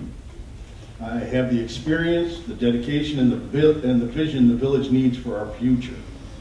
The village is going to be facing challenges over the next few years. I've put forth some real ideas to tackle those challenges. Incentives for commercial building owners, alternative revenue ideas, and tax stability ideas to protect us as taxpayers from wild property tax swings with long-term planning of our pension responsibilities. These are the types of new visions that we need. Long-term thinking. Not just what we can do for the next 4 years, but the vision to make this village that our children want to raise their families in 20 years from now. More than anything, we need to try and deal with realities while continuing to provide the services that we, the residents, expect. I would be very thankful for your vote on April 2nd.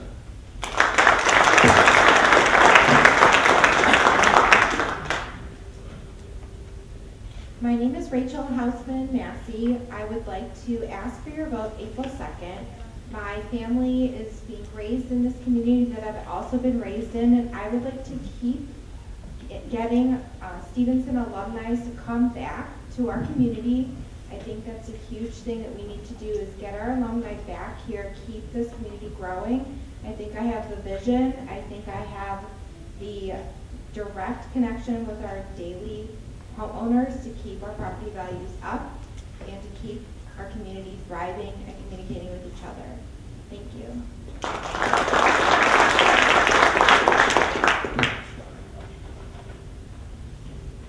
Ladies and gentlemen, as the only Asian American candidate on the village candidate, I wish to represent the growing population and make our more diverse.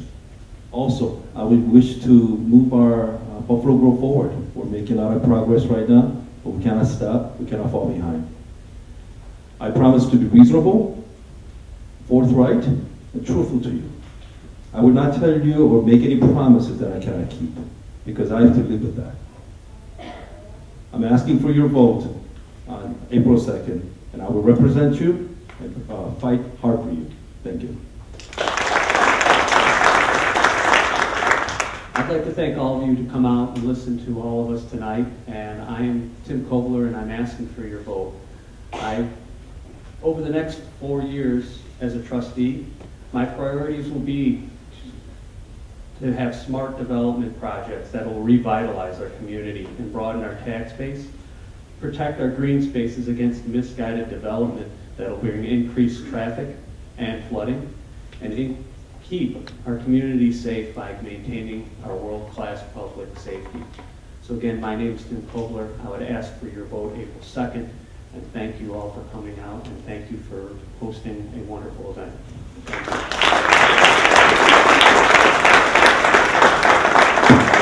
So today, once again, a reminder that we have 2 minutes for opening remarks, and we will begin with Ms. Sussman. And also, please, a reminder to hold all applause until the end of the forum. Can you hear me like this or not?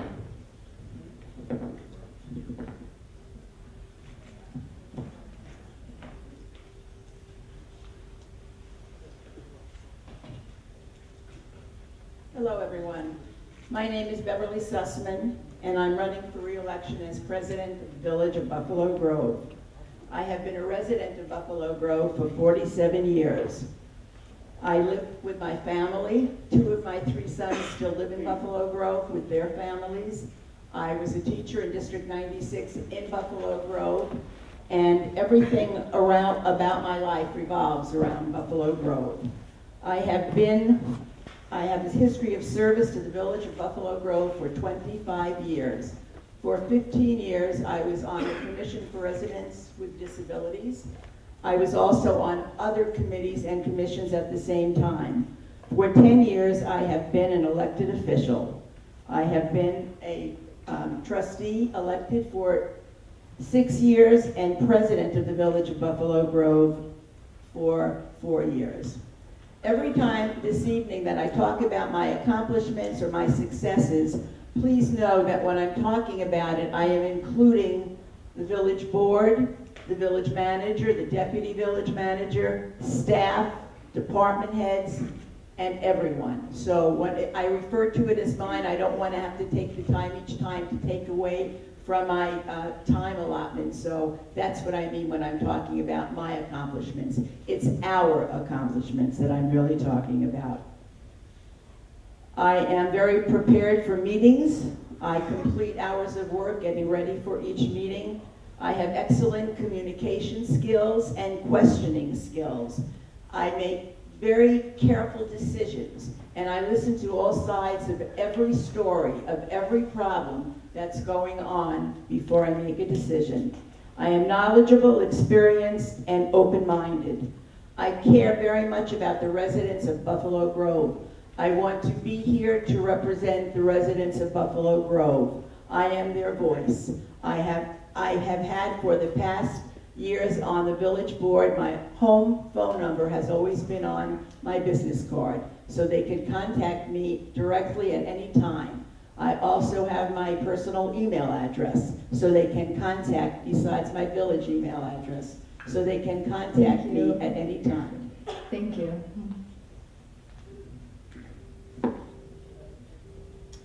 Good evening. Thank you all for being here tonight.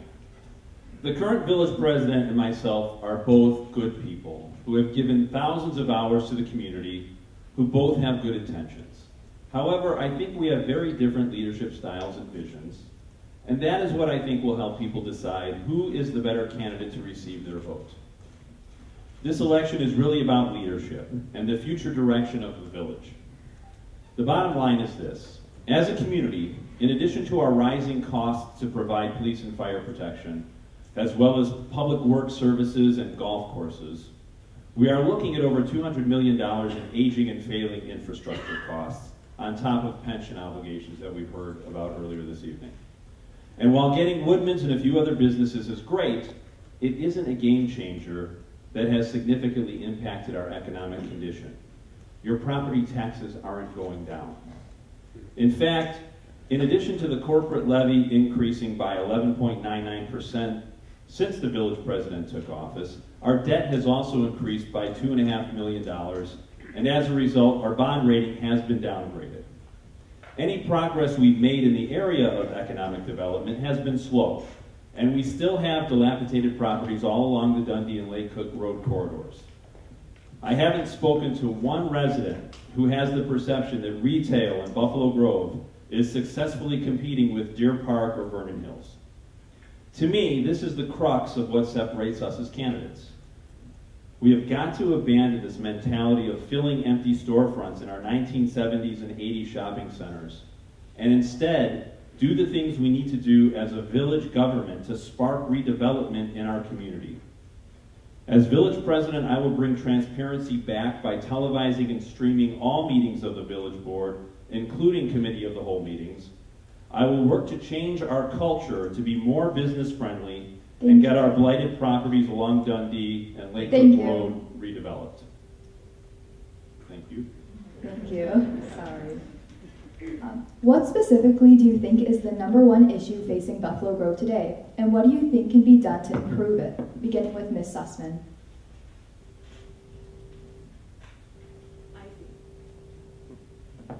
I think the #1 issue right now facing Buffalo Grove is our infrastructure. And there's no doubt that we have roads that need to be fixed. Our water pipes and everything is aging and everything costs money. We are very fortunate, however, on some of these things. For instance, when it comes to our roads, we are very careful in the village of Buffalo Grove about paving roads. Our engineer uses a program called Pave Pro, where he can actually see which roads are in very bad shape, which roads needs to be finished first before other roads are finished, so that we never have all of the roads being done at any one time. Certain roads are done every year. That's how it's planned, so that it's done every year. We apply for grants, and sometimes we are fortunate enough to get them, like the one we got for Brandywine and Thompson, which gave us out of 12. Thank you, Ms. Sussman. Your time has elapsed. You guys were in a tight ship.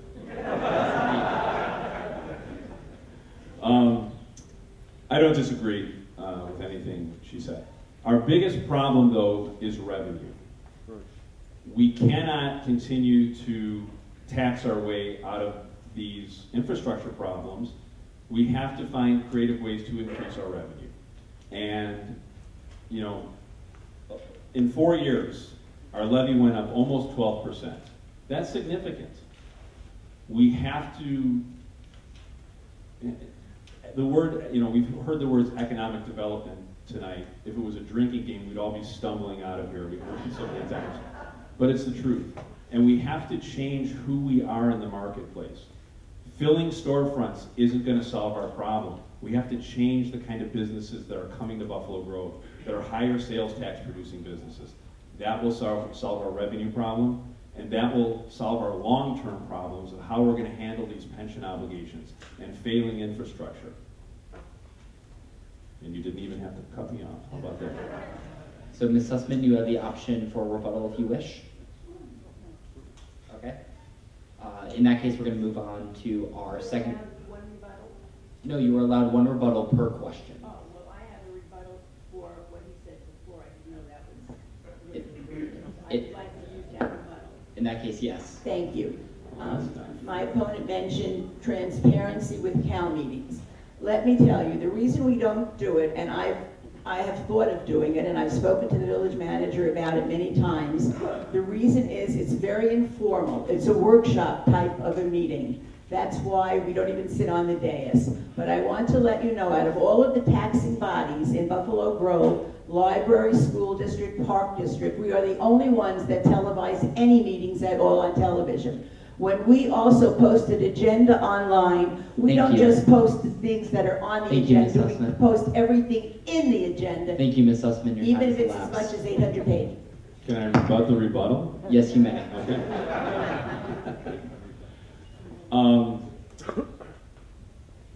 The fact of the matter is this. There's a thing called the Open Meetings Act. And why is there a thing called the Open Meetings Act? It's so that village officials or elected officials can't conduct the business of the people secretly or privately, generally speaking. So that doesn't mean we have to televise meetings, as she pointed out. That's absolutely true. But it's the right thing to do, especially when we've done it for so many years. Since this administration has started, that has changed. We used to do... Thank you. Sorry. All right. Sorry, we have a tight schedule. That's fine. Can I make just one? She talked a little longer when you stopped. Give me 5 more seconds. I just want to make the point that... Sir, we have 30 seconds per rebuttal. All right, you better stop her when it's her time. I'm trying my best. Okay, question number 2. What is the number one thing you want to do to affect economic recovery and growth in Buffalo Grove? Mr. Thurston, you have the floor first. Repeat how you phrased that question. What is the number one thing you want to do to affect economic recovery and economic growth in Buffalo Grove? Okay, so we as a village average about $208 a square foot in sales. When you compare that to other towns like Vernon Hills, who don't even levy a property tax from their municipality, they're over $400 a square foot. We need to change who we are in the region. Redevelopment is going to be the key to doing this. We cannot just think about filling storefronts. We have to completely redefine who we are. I've been reading these articles in these publications about government and development, and they talk about what millennials want. And the millennials, they don't want to live downtown like my generation did growing up. They want to live in the suburbs, but they want to walk to everything. And they want these mixed-use developments. You heard the term mixed use before when the trustee candidates were talking. That's going to be the wave of the future. And we have to start changing our community. And it's just a fact. So that's... Thank you very much. You're welcome. Okay, I feel that it would be great. We have 3 properties that we are trying to fill, and we cannot fill them because the owners will not sell them. And the prices they want are exorbitant. So let's, for instance, look at the Rohrman property. He wants $17 million for his property. So any buyer who buys that property will then after paying $16 or $17 million, will have to gut the property and first do what has to be done. And the village has shown that property to many businesses, but they're not willing to do that. And it's hard to say, we know why they won't do that. Town Center, we had beautiful pictures showing what we thought from the Lake Cook Corridor study and market and plan, what it would look like. It was amazing. Underground parking, beautiful stores and restaurants with top balconies on the top so that you could sit and eat and enjoy the outdoors. Places for symphony bands. Thank you very much. For plays. So, Mr. Thurston, you have the option for a 30-second rebuttal. Can I go back and talk about my transparency issue? I'm just kidding.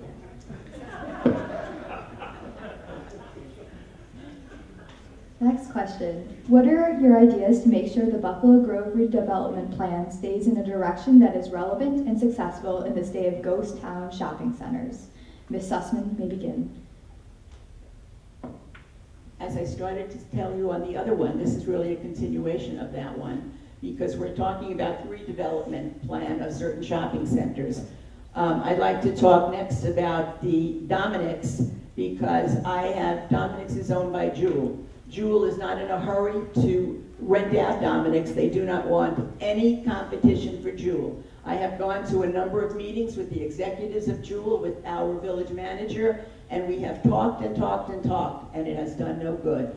I sat on a panel with other municipalities, with mayors and presidents from other municipalities, telling them how unfair they were to our municipalities, showing them pictures of our villages and towns where we have empty stores and what they look like in the shopping centers, and asking them to please do something. And I spoke up many times on that video, asking them telling them that they have to do something about it, to help us and all the other municipalities. And they said, and they were not in any hurry to do it. They can afford to keep it empty. Thank you. I'm sorry. Can you repeat the question? Just want to make sure I answer it the way you asked it. What are your ideas to make sure Buffalo Grove redevelopment plan stays in a direction that is relevant and successful in this day of ghost town shopping centers? Okay, so I think that the plan that we have isn't a great plan. And the reason I think that is because I wasn't there when it was completely developed. I was off the board by then. But I speculate that it is a plan that tried to be a compromise between candidates who ran on a platform of we will never develop the golf course against other people who thought that that's a good option. So now we have a plan that calls for Town Center and Chase Plaza first, the municipal campus second, and then the golf course third. So I think that we need to re-look at that because it's backwards. And the game changer is the golf course. So if you're going to develop the golf course, which this plan calls for, the game changer has to be first. Otherwise, those other properties are too small to be a game changer. So we're just going to be redeveloping smaller properties that are not going to bring in the kind of retail that are going to get our sales per square foot up. And we're going to be in the same place we are. Thank you. Would you like to offer a rebuttal? Yes, I would. If you're going to talk about the Buffalo Grove Golf Course, Buffalo Grove Golf Course is a flood control area. There's lots of runoff water. And if you go there after a hard, long rain, you will see water all over the place. You will see the golf course immersed in water. Trying to put a development there like a town center development is absurd. Buffalo Grove Golf Course, it's not the place for that. It's located on... Please stop. I would like to rebut that. First of all, the plan calls for it. So as village president, you passed a comprehensive plan and spent $250,000 on a study that called for developing the golf course. So I'm confused by that. But as far as flooding goes, the federal government has guidelines on this. You cannot develop in a floodplain without increasing water capacity by 20%. The village spent $45,000 on a study when I was a trustee to see if that could be done. The answer was yes. Very expensive, but it can be done. So science says that that is not true. Yes, I would. It's one rebuttal per person per question. So question 4, how would you grade Buffalo Grove's wide range of housing options for younger and older residents, and what improvements are needed? Yes, Mr. Pearson. So interestingly enough, my friend Steve Trilling, who was a trustee, moved out of the village because he couldn't find what he felt was empty nester housing. So I think this is an area that where we do need to improve. When I talked about what the millennials want with walkability, I think that is similar with retirees. My folks just recently moved to Evanston because they can walk everywhere. And they moved into a condo, so they didn't have to shovel snow or cut grass or anything like that. So I think those are things that we need to look at as a community as we make these redevelopment directions. I think that young families move into Buffalo Grove because of our wonderful educational system. It is ranked very, very high. Blue ribbon schools, our 2 high schools are ranked in the top. Stevenson #1 in the United States. I do feel that we do need to make a change for empty nesters. I do feel that people are moving out because we do not have the proper housing for empty nesters. And I would like to see us, have more developments where people who are retired, who are downsizing, can find a place in Buffalo Grove to live. And they can only do that if we do change some of the housing. I get a rebuttal? Yes. It's not really a rebuttal, but I would like to make an additional point. And in relation to the golf course, where there is the opportunity for this mixed-use development that has been talked about for years now, the one thing that is important to keep in mind is that when you talk about Strathmore South, and you talk about Strathmore North, and you talk about all of those condos around there, there's 8,000 residential homes within walking distance of where that downtown would be. That is a game changer. If you look at communities like Geneva, Glen Ellen, Wheaton, Naperville, their property values go up because of walkability. And I think that's what empty nesters want. Thank you. If you would like. Yes, that's not enough to convince me. Again, the Buffalo Grove Golf Course is off of Church Street, a very narrow private street, not private, a very narrow street, 2 lanes. And it's right set in with a lot of private homes. It's near St. Mary Church. Children go there to school, and it's near a cemetery. And we talked about, and I do not feel that a big development belongs there. And in order to make that development, the Buffalo Grove Golf Course viable, you have to spend $180 million to correct it. Thank you, Ms. Sussman. The people in the cemetery definitely don't care. I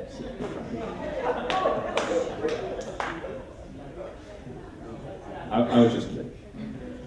Moving on to the next question.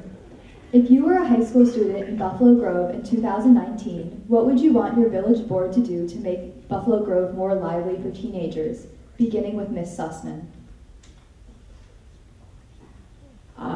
High school students, I know they want a lot of things to do. Interestingly enough, a lot of them are going to the Indian Trails Library because it is such a beautiful library that they are actually spending a lot of time there and going to classes there. They have all kinds of programs for them. However, we do need to come up with some activities for kids in high school, things they would like to do, places they would like to go. Perhaps a place where they could, just places to meet. In the town center, if we ever took it over, we were going to have meeting areas there. Kids would enjoy doing that very much. In addition to all of the other things, the walking paths that are going to be there, the bike paths. We would have symphonic orchestra there. We could have plays there, all outside. Everything would be outside. It would be beautiful with all kinds of paths for you, and kids would really enjoy doing that. I think that they would benefit very much from it. Thank you. Well, I have a high school student at Buffalo Grove High School, a freshman, and I don't think he's going to want to hang out at the library anymore. Mixed-use development includes something for our younger population, and a central business district that is a gathering place that has entertainment options and nightlife options and things that not just teenagers want to do, but the whole community can come together and dine and be entertained and spend time together. Those are the kind of places that I think teenagers enjoy. So if you go into downtown Arlington Heights, or you go into any of these other places that have a thriving business district, that's what you'll see. Thank you. Would you like to offer a rebuttal? Okay, so I know we touched on this just a little bit earlier, but question 6 is, should the village look once again into developing the Buffalo Grove Golf Course or leave it as it is? Why or why not? Well, I will say this. You know, I know that there were problems with the plan that came up in 2013-ish. But that doesn't mean that we should never look at it. I am curious, though, if the village president is so against developing the golf course, why did the village spend $250,000 on a study and a plan that included developing the golf course? I think that's a fair question. I think everything needs to be on the table for conversation. I am not for just developing the golf course for the sake of developing the golf course. I work for the Park District. I'm a green space guy too. If in that plan, though, in all fairness, there was 62 acres of open space with the 58 acres of development. That makes Willow Stream Park now the 3rd largest park, not the 2nd largest park. So there would be a lot of green space that the community could use as well. So I'm just in favor of continuing that conversation, looking at it, excuse me, carefully. Thank you very much. You're welcome. He said 58 acres of green space.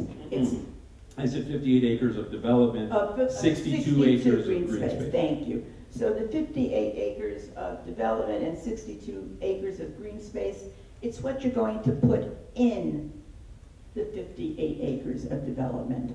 And I do not want to see, it has nothing to do with just being green, I do not want to see buildings there. I do not want to see all kinds of shopping there, where cars will be coming down Church Street to go there, so that there will be so much traffic there that should not be there. I do not want that to happen to Buffalo Grove. Quick rebuttal. First of all, if that's the case, not to harp on it, I just want to know the answer to that question I previously asked. But in actual response to that, that golf course loses approximately $150,000 a year. It is mostly played by non-residents. Your property taxes are subsidizing a recreational activity for people who don't even live here.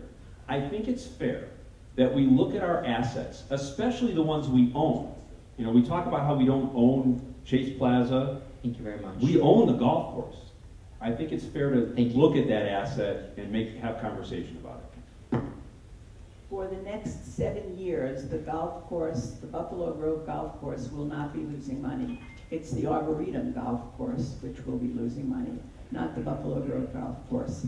The study was done, it was a Lake Cook Road corridor study, and that included the golf course because part of it was on Lake Cook Road. That's why it was included in the study.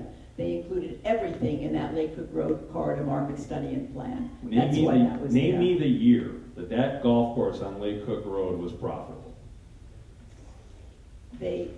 I think the numbers have just come out, and that's what it was. It wasn't profitable. So during rebuttals, we aren't going to have any crosstalk. Clearly. Question number 7. How could the village make opening up a new business in Buffalo Grove more economically viable? Beginning with Ms. Sussman. We try very hard to get new businesses and new revenue streams into the village of Buffalo Grove, and we offer them many things. We will definitely take away some of the costs of all of the permit fees and things like that. We will share taxes with them. We will try and make it so good for them that they will want to be here. And many businesses, as you heard before, many businesses want to be here. Some businesses don't even ask for anything, and they want to come to Buffalo Grove so much that they just come to Buffalo Grove. We are very fortunate that that happened. For instance, Woodman's, who paid $5 million to do all of that road construction work. Most people think the village of Buffalo Grove paid for it. We did not pay for it. That was not an incentive to get here to say, we'll pay that $5 million for all of those roads that have to be changed. We did not pay anything for it. They paid it all. So we try very hard to do whatever we can to encourage new businesses to come here and to encourage businesses are here to enlarge. Thank you. I won't even need the full minute for this. We need to change who we are in the marketplace. We need a game changer. Bed Bath & Beyond, the Apple Store, they're not going to open up next to Cash for Gold or cheap tobacco. We have to change the kinds of businesses we're bringing to Buffalo Grove. That is the only way we're going to do this. Got my word? Yes. In Buffalo Grove, we have become a hub for advanced manufacturing, one of the strongest in the Midwest. We have 10 million square feet in commercial and industrial space. We have 20,000 workers going to these industrial jobs every day. If that's the case, then why did we increase the levy in the last 4 years by 11.99%? Why did we increase our debt by $2.5 million? We're not generating enough revenue. It's a fact. Okay, so our next question is, would you be in favor of establishing a tax increment financing or TIF district to finance new development? Why or why not? Yes. All right, this is a question that can't be answered in a minute because it's like no two TIFs are the same. It's like saying, would you favor buying a car? Well, what kind of car? You know, do you want a sports car? Do you want a big truck? Do you know? So you have to have a project and you have to have real numbers before you make a decision on TIF. I will say this, if TIF was so bad, why would it be an option? Why would it be legal? And if it's going to be a legal option for our neighbors in Wheeling and our neighbors in Vernon Hills and our neighbors in Deer Park and other places that we're competing with, it has to be an option for us. We have to at the very least, have it on the table, look at it, and then make an educated and informed decision on whether or not we want to pursue that. But you can't just unilaterally, just take it off the table when the towns we're competing with have that option. It puts us at a disadvantage. I am not in favor of a TIF. It ties money up for 23 years and then an additional 12 years if they so choose to do that. And some municipalities that have TIFs are really having trouble economically. They are struggling.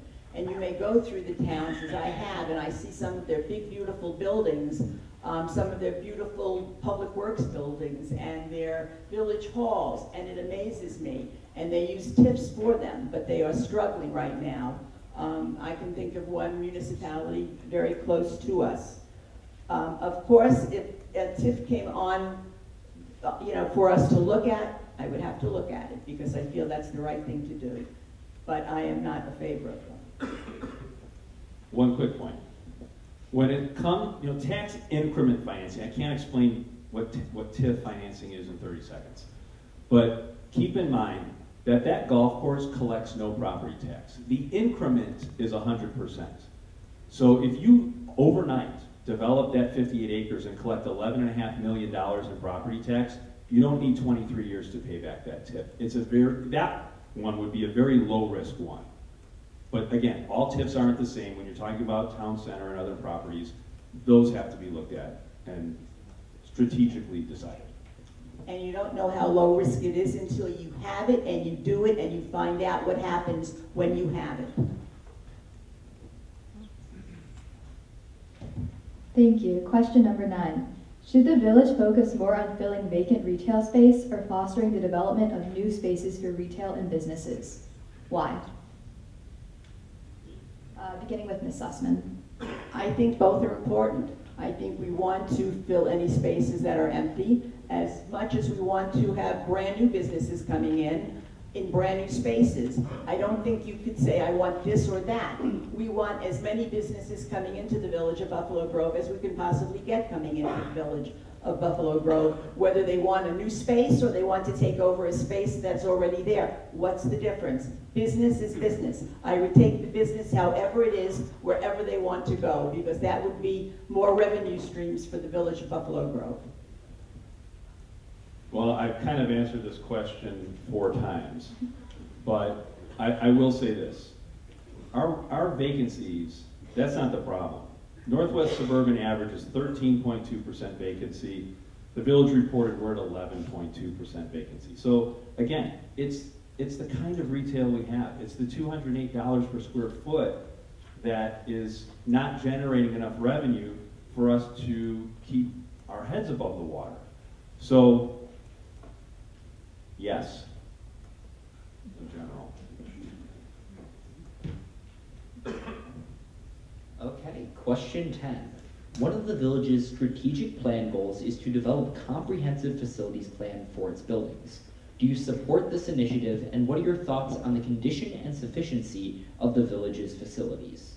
I do. When I was on the village board, we had conversations about this.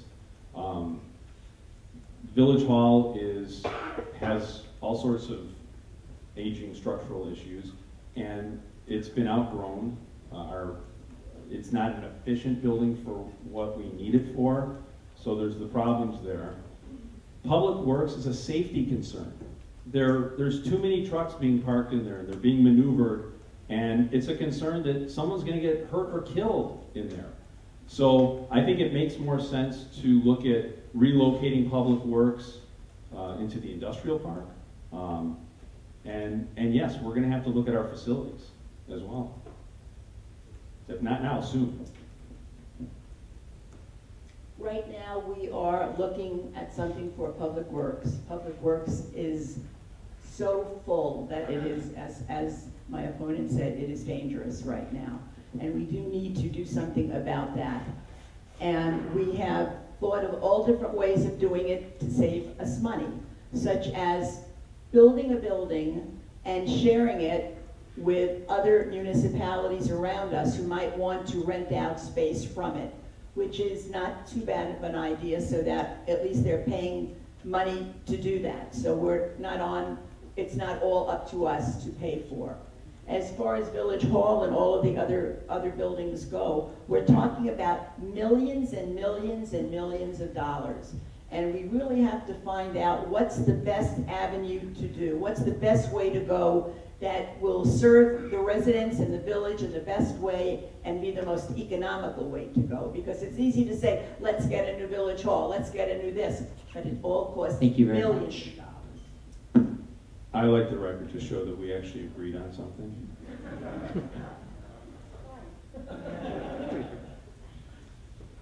In recent years, the village has sold services to other units of government, partnered with others to share services and generate revenue from the sale of services. Do you believe these efforts are worthwhile, and if so, why? Ms. Sussman. Yes, I do think it's worthwhile. Anytime you can share services with other municipalities and make money on it, it's certainly worthwhile. We share our adjudication services so that Long Grove, for instance, comes to Village Hall and they have their people come there instead of going to the court to pay fines and things like that. Whenever we can share anything, we sell water to other municipalities. We sell all kinds of services to other municipalities to save money.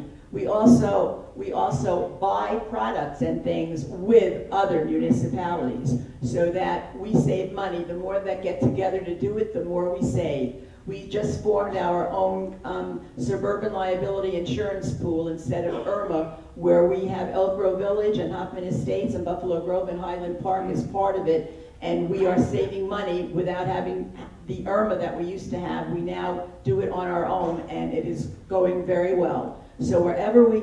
Thank you. So 2 things in a row we're going to be in complete agreement on here. I think it's a no-brainer, much like when we talk about consolidating units of government for the same reason. This just makes sense. To just kind of piggyback on what the village president said, you know, if you look at your fire stations in the region, you know, different towns have fire stations sometimes within a stone's throw away. So there's an area that I think that we can look to regionally consolidate and share services for a lot less money. Thank you. Okay, question number 12. Knowing that the village generates more sales tax from its industrial parks than commercial properties, what would you do to stimulate revenue development in this area? Mr. Turson, you can start first. Stimulate in which area? The industrial parks? Yes, the industrial parks. Because you said it already does.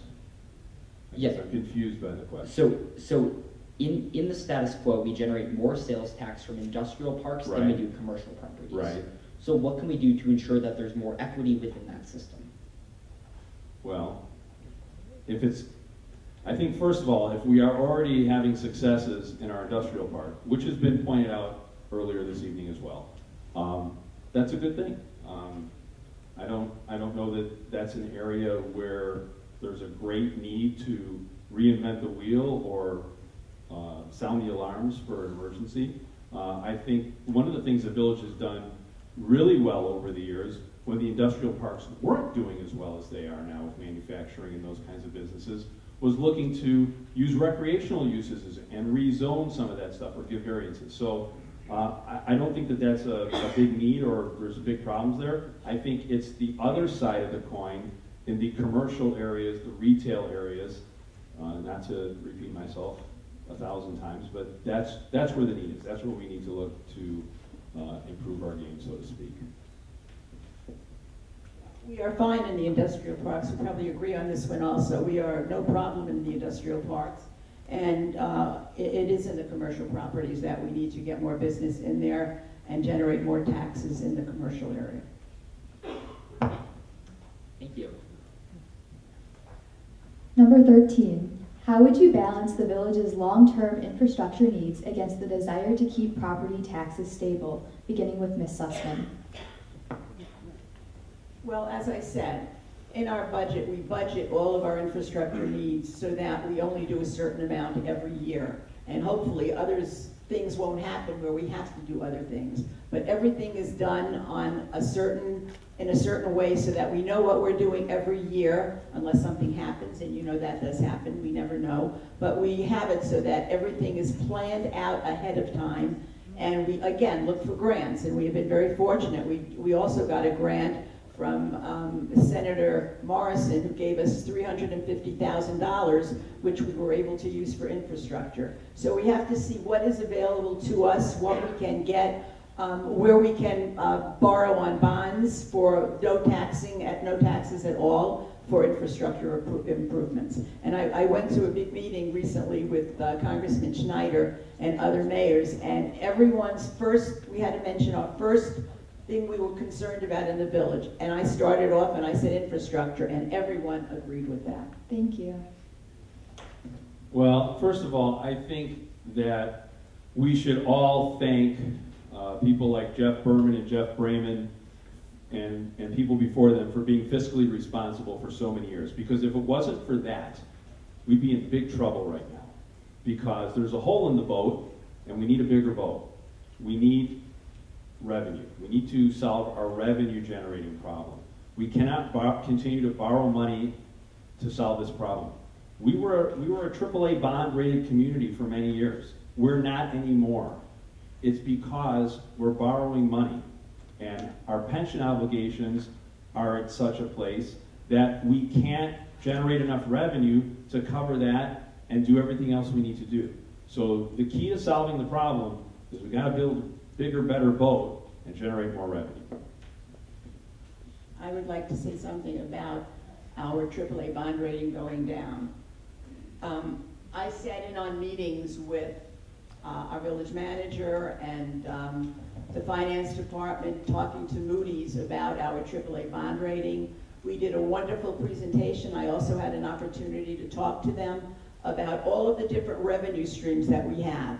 And the presentation was exceptional. I was listening to all of the information they were telling them, all of the new companies we have, all of the new businesses we have, all of the millions of dollars. Thank you very much. I'd rebut, but she never got to the point. So. Okay, so our next question actually comes from a constituent in the audience. So the 2019 Buffalo Grove budget shows facts such as the average employee pay is up 20% since 2015, and benefits amount to 80% of the payroll. In 2000, 9% of Buffalo Grove residents' tax went to pensions, but in 2018, that number is 39%. What will you do as village president differently? Well, there's not a lot you can do because a lot of those obligations, they are what they are. The state of Illinois does all sorts of unfunded mandates on the village. So what I can do, though, as village president, is something that I've been doing for years, that I did as a trustee, that I've done in other areas of my life. And that is, I get in my car, and I drive down to Springfield a couple times a year, and I lobby on behalf of the community. And I talk to legislators, not just our legislators who we know, like Senator Morrison, Carol Senti, and those people, but legislators in other districts, and kind of plead our case and try to get legislation passed that is going to be beneficial to our community. So that's something I can do as a village president, something that I have been doing for years. I agree, there is really nothing we can do about that.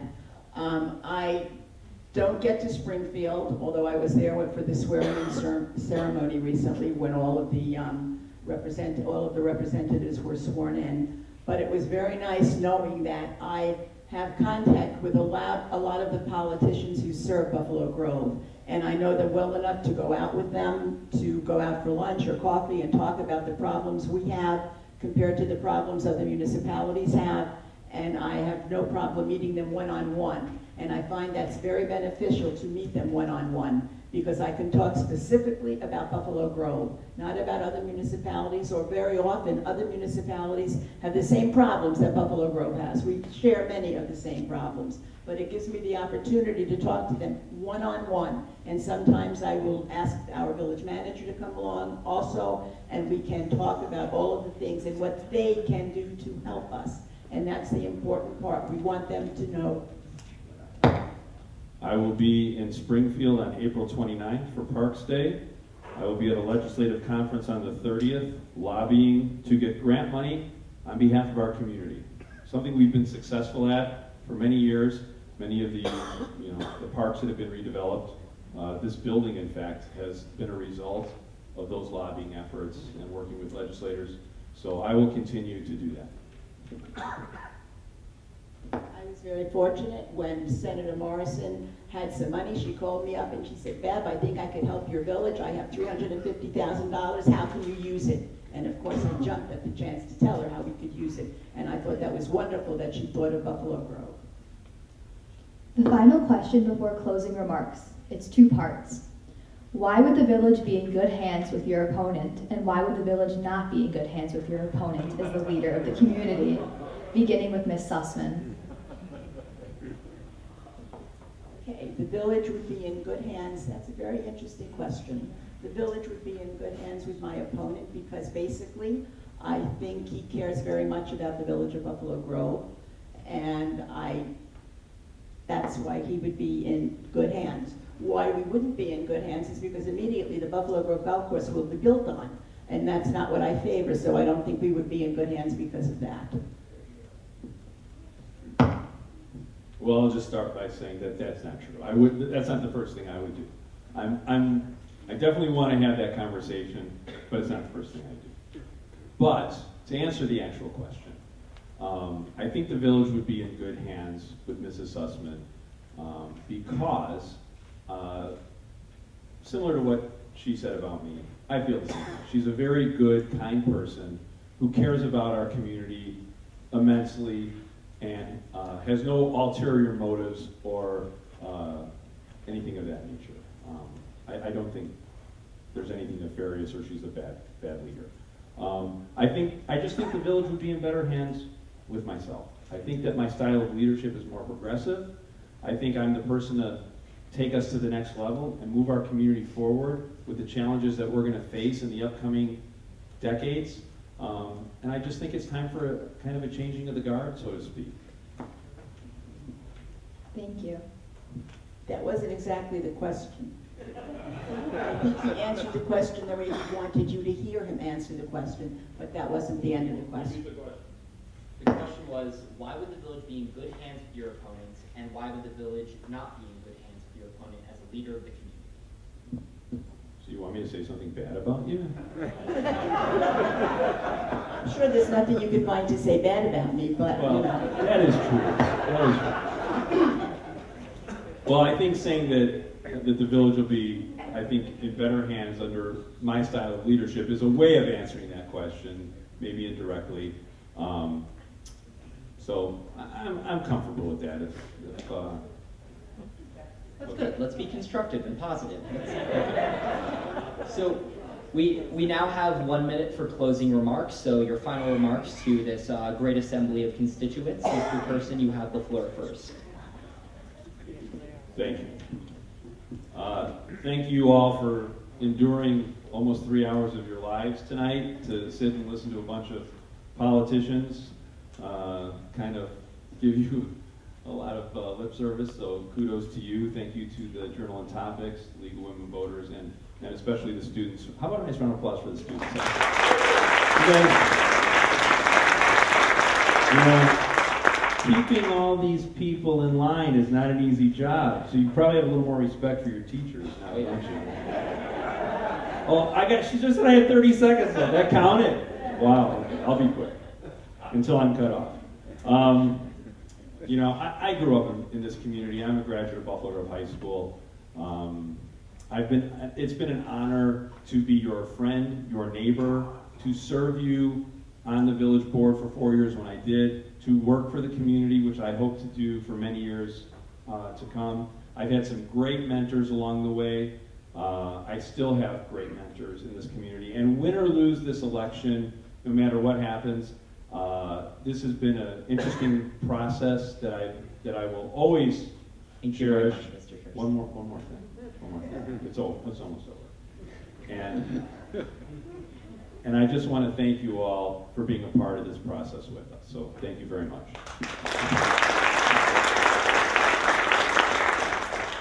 My name is Beverly Sussman, and I am running for president of the Village of Buffalo Grove. Just remember one thing, Milwaukee Avenue and Deerfield Parkway. The sign said, coming soon, Berenice Plaza. That sign stood there for 30 years, coming soon, and nothing happened. It was my administration that got Woodman's Food Market on one side, 242,000 square feet, cheaper gas prices because of Woodman's, 40,000 cars going by every day, 5 days a week, and if you go inside, you will see a lot of this village stickers are not people from Buffalo Grove. Other side, across the street, 43,000 square feet of new businesses coming in there. We have Panera drive-through, we have Starbucks drive-through, we have Mod Pizza, we have some businesses that will be there. All of this happened during my administration, and I mean, again, the village board, the village manager, etc., and staff Just remember, 4 more years of prosperity with me as president. Vote for Beverly Sussman, president of the Village of Buffalo Grove. Thank you very much.